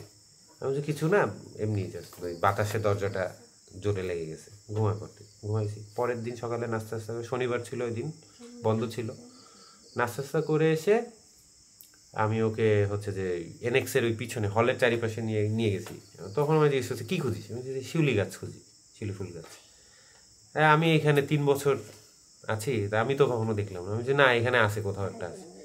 তো কোথাও পাইলাম না, চারিপাশে ঘুরে টুরে দেখে কোথাও পাইলাম না। এরপরে আমরা হলের সামনে এসে একটা জায়গায় বসে ওকে পুরো কাহিনীটা শেয়ার করলাম। শেয়ার করার পরে মানে হ্যাঁ এইটা তো ভাই তাহলে অন্য কোনো একটা কাহিনী এরকম, তাহলে তুই আর ওইখানে যাইস না। তো এইটা ছিল একটা কাহিনী। মানে মানে ধারণা করা হয় যে যদি খুব যখন এবং পচা কোনো গন্ধ আসে আশেপাশে, খারাপ কিছু ভর করে, এবং যদি ভালো কোনো গন্ধ আসে তাহলে হয়তো বা ওর এরকম হইতে পারে ভাই। এখানে দুইটা কাহিনী হইতে পারে। আস্তে আস্তে গাচ্ছিলাম, ও হয়তো আমাকে ইশারা করতেছিল একটু জোরে গাবার, অথবা মানে তখন তো আমার বিয়ে হয়নি, জানতাম না চিন্তাম না, হয়তো অন্য কোনো রূপে চলে আসছিল নাকি, ও হয়তো কাউকে পাঠাইছিল। তো গতকালকে রাতে প্রিন্স ভাই আমাদেরকে আরেকটা গল্প বলছিল। তো ওই গল্পটা অ্যাকচুয়ালি একজনের সাথে পার্সোনাল, তো ওই জন্য আমরা একটু ফেস দেখাবো না, বাট আপনাদেরকে কাহিনীটা শোনাবো। মানে ওই কাহিনীটা মানে ওই একটা ছবি বেসিকলি। সো ওই ছবিটা দেখার পরে মানে প্রিন্স ভাই আমাদেরকে ছবিটা দিয়ে বলতেছে যে দেখো তো এই ছবির ভিতরে উইয়ার্ড কিছু পাও কি না। তো যাই হোক, প্রিন্স ভাইয়ের মুখ থেকে শুনি, তাহলে আপনারা মজা পাবেন আর কি। আচ্ছা, এই ছবিটা 2016 সালের দিকে, এইটার প্রথম এটার কথা জানতে পারি আমি আমার ফ্রেন্ডের কাছ থেকে, যে ওই বাগানে চাকরিতে জয়েন করেছিল সে সময়। তো তখন আমি এটা ওর কাছে মুখে শুনেছিলাম। এরপরে আমি আমার ইন্টারেস্ট যেহেতু ছিল এবং পরবর্তীতে যাদের সাথে ঘটনাটা ঘটে তাদের সাথে পার্সোনালি পরিচয় হয়েছিল, আমি ছবিটা তাদের কাছ থেকে কালেক্ট করেছিলাম। ছবির গল্পটা এরকম যে এটাও একটা চা বাগানেরই গল্প। তো ওই একটা বাংলো ছিল, ওইটা দীর্ঘদিন ধরে কেউ থাকে না, বাট বাংলোটা মেনটেন করা হয় রেগুলার, একটু পরিষ্কার পরিচ্ছন্ন করা হয়। ওখানে মানুষ মানে যারা ওয়ার্কার থাকে তারা পরিষ্কার পরিচ্ছন্ন করে মেনটেন করে রাখে, বাট ওখানে কোনো এক্সিকিউটিভ থাকতো না। তো একদিন এক বন্ধের দিন ওই তারা 3 জন এক্সিকিউটিভ ওই গার্ডেনের এবং পাশের বাগানের 3 জন মিলে তারা বন্ধের দিন যেহেতু বলছে কোথায় ঘুরতে যাওয়া যায়, তো চলো ওই বাংলোটা একটু ঘুরে আসি, জায়গাটা দেখে আসি কী অবস্থা, জাস্ট টাইম পাস করার জন্য। তো ওনারা যায়। তো যাওয়ার পরে 3 জনের মধ্যে একজনের মানে শুরু থেকে যাওয়ার পর থেকেই একটু ভালো লাগছে না, অস্বস্তি কাজ করছিল তার মধ্যে। তো সে হয়তো ভাবছে যে এত গরম বা সামথিং, মানে অতটা মানে সে কেয়ার করে নাই। তো কিন্তু দেখতেছে যে মানে সে সবাই 3 জন একসাথে আড্ডা দিচ্ছে, কিন্তু সে ইজি হতে পারছে না, তার মধ্যে একটা অস্বস্তি কেমন যেন একটা গুমোট কাজ করছে। তো সে অস্বস্তি ভাব কাটানোর জন্য বললো কি আসো আমরা একটা সেলফি তুলি, আমরা একটা জাস্ট নিজেকে একটু রিফ্রেশ করার জন্য, যে দেখি আমার অস্বস্তি ভাবটা কাটানো যায় কিনা। তো সে 3 জন মিলে একটা সেলফি নিল। তো সেলফি যখন নিচ্ছে তখন তার ফিল হলো যে তার ঠিক পাশে, মানে 3 জন তো একটু ডিস্টেন্সে দাঁড়ানো, বাট সে ফিল করলো ঠিক তার পাশেই কেউ একজন দাঁড়ানো, এটা সে ফিল করছে, বাট কেউ আসলে ছিল না ওই জায়গাটাতে। তো এনিহাও সে সেলফি তুললো, এবং সেলফি তোলার পরবর্তী সে খুব উৎকট একটা মানে বিচ্ছিরি গন্ধ তার মানে নাকে আসতে থাকলো, ঠিক যে সময়টা সে ফিল করছিল যে তার পাশে কেউ একজন দাঁড়ানো। তো যখন দেখলো যে না মানে অস্বস্তি ভাবটা যাচ্ছে না, তখন সে বললো যে চলো আমরা চলে যাই এখান থেকে, ভালো লাগছে না। তো সে চলে যায়। বাসায় ফেরার পরে তার অসুস্থ হয়ে পড়ে, জ্বর হয়, এবং মোটামুটি 2-3 দিন সে জ্বরে ভুগে এরপর সুস্থ হয়। মজার ব্যাপারটা হলো সে সুস্থ হওয়ার পরে এরপরে যখন এমনিতে মোবাইলে নর্মাল ছবি মানে পার্টিকুলারলি ওই ছবি দেখার উদ্দেশ্যে না, যখন যে গ্যালারি সে জাস্ট চেক করতেছে, তখন সে ওই সেলফির হঠাৎ করে তার নজর কাড়ে, এবং দেখা যায় সেলফিতে আসলে 4 জন। এবং সবচেয়ে অদ্ভুত যে ব্যাপারটা, যে ঠিক ওনার পাশেই ওনার মতো একজন ওনার দিকে তাকিয়ে হাসছে। মানে মানে বিষয়টা ঠিক কেমন যে আপনি যদি দেখেন যে আপনি আয়নার সামনে দাঁড়ানো, আপনি আপনার দিকে তাকিয়ে হাসতেছেন, কিন্তু আপনি আসলে হাসছেন। হ্যাঁ, এবং আমরা গতকালকে উনি হচ্ছে আমাদেরকে ওই ছবিটা দেখাইছে, এবং আমরা দেখার পরে মানে পাশে যে দাঁড়ায় হাসতেছে, মানে হাসিটা একই রকম দেখতে, মানে ওই লোকটার একই ড্রেস, একই রকম পোশাকে, কিন্তু মানে এমন একটা উইয়ার্ড ভঙ্গি, মানে অদ্ভুত, মানে ওনার দিকে তাকায় মানে মানে সামথিং ইজ ফিশি এরকম টাইপের লুক একটা দিচ্ছে, দিয়ে ওর দিকে তাকাইছিল। এই যে এই দিকটা কেমন যেন লোমগুলো খারাপ হয়ে গেল, মানে যখন মানে ভাবছিলাম একটু মানে সেই সময়টাতে যে এটা কি ভয়ঙ্কর। আমি ছবিটার হাসিটা দেখলাম আসলেই, এবং মানে কিছু পৈশাচিক দিয়ে দেখান, তাহলে পৈশাচিক এবং দুষ্টু হাসির মিশ্রণ ছিল এটা আসলে। হ্যাঁ, পৈশাচিক এবং দুষ্টু হাসির একটা মিশ্রণ। এবং সে খুব হ্যাপি সেলফিটা তুলে। এবং আজকেও আমি যখন গল্প বলছিলাম কয়েকটা সেলফি তুলছি আমি। হ্যাঁ, পরে দেখবি বাসায়, পরে বাসায় গিয়ে আমি দেখবো যে কি বাসে কিনা। যাক ভাইয়া, থ্যাংক ইউ সো মাচ এত গল্প শেয়ার করার জন্য, এবং থ্যাংক ইউ সো মাচ আপনার বাসায় আমাদেরকে আমন্ত্রণ করার জন্য। আপনাদেরকে অসংখ্য ধন্যবাদ। আমরা আসলে খুব ভালো কিছু সময় একসাথে কাটাতে পেরেছি। চা নিয়ে আমার কাছে মনে হয় যে প্রিন্স খুব অসাধারণ কিছু কাজ করে, এবং ওর একটা ইউটিউব চ্যানেলও আছে, চা চিত্র গল্প সম্ভবত নাম। হ্যাঁ, আমি ওটা দেখছিলাম, একটা ভিডিও আছে। এবং আরেকটা বিষয়, যেহেতু চা নিয়ে আপনারা কাজ করতে আসে, একটা ছোট্ট ইতিহাস এই সংশ্লিষ্ট বলে দেই। ইন্টারেস্টিং একটা বিষয়, এটা অনেকেই জানে না, যে আগে প্রত্যেকটা চা বাগানে আলাদা কয়েন ছিল। আচ্ছা। প্রত্যেকটা চা বাগানের জন্য আলাদা আলাদা কয়েন ছিল, এবং এই কয়েনটার অনেকগুলো ব্যবহার ছিল। প্রথম ব্যবহার, এই কয়েন চালু করার একটা কারণ ছিল যে তখন এটা যেহেতু খুব দুর্গম এরিয়া ছিল, সরকারি যে মুদ্রা এটা অ্যাভেলেবেল হওয়াটা একটু কঠিন ছিল, এবং তখন আপনারা জানেন যে নদী পথে কলকাতা থেকে মুদ্রা আনতে হতো। সো তখন এরা, আর এই চা বাগানের বেতন তো দেওয়া হতো খুচরো পয়সায়, তো এত বিপুল পরিমাণ খুচরো পয়সাটা এটা অ্যাভেলেবেল ছিল না। তো এই কয়েন নিয়ে আমি একটা ভিডিও তৈরি করছি, এটা খুব শীঘ্রই হয়তো নেক্সট ইনশাআল্লাহ আপনার ওই ভিডিওর লিংকের মধ্যে আমরা, মানে এটা আমার কমপ্লিট করার ইচ্ছা আছে। মানে তাহলে আপনার চ্যানেলের লিংক আমি ডেসক্রিপশন বক্সে দিয়ে দেব, যাদের এটা জানার ইচ্ছা তারা আপনার চ্যানেলে যায়, তাহলে আরো ভালো হবে। থ্যাঙ্কস। তো যাই হোক, আজকের মতো এখানেই বিদায় নিচ্ছি। আমরা নেক্সট ব্লগ ইনশাআল্লাহ দেখা হবে। আপনাদের যাদের স্টোরি আছে তারা কমেন্টে অবশ্যই লিখে দিন স্টোরিগুলো। নেক্সট ব্লগ ইনশাআল্লাহ আপনাদের, মানে নেক্সট হন্টেড যে ব্লগটা হবে সেই এপিসোডে আপনাদের গল্পগুলো পড়ে শোনাবো ইনশাআল্লাহ। এবং আপনাদের পরিচিত যদি এরকম কোনো জানা থাকে যে বাসা বা এরিয়া হন্টেড বা স্টোরিজ আছে, এরকম টাইপের এরিয়ায় যদি আমাদেরকে দেখতে চান, তাহলে আমাদেরকে একটু জানান ডিটেলসটা, আমরা ইনশাআল্লাহ চলে যাব আপনাকে সাথে করে। সো petuk.couple@gmail.com ইমেল করে দিন। সো আবার নেক্সট এপিসোডে ইনশাআল্লাহ দেখা হচ্ছে। টেক কেয়ার, আল্লাহ হাফেজ, বাই বাই।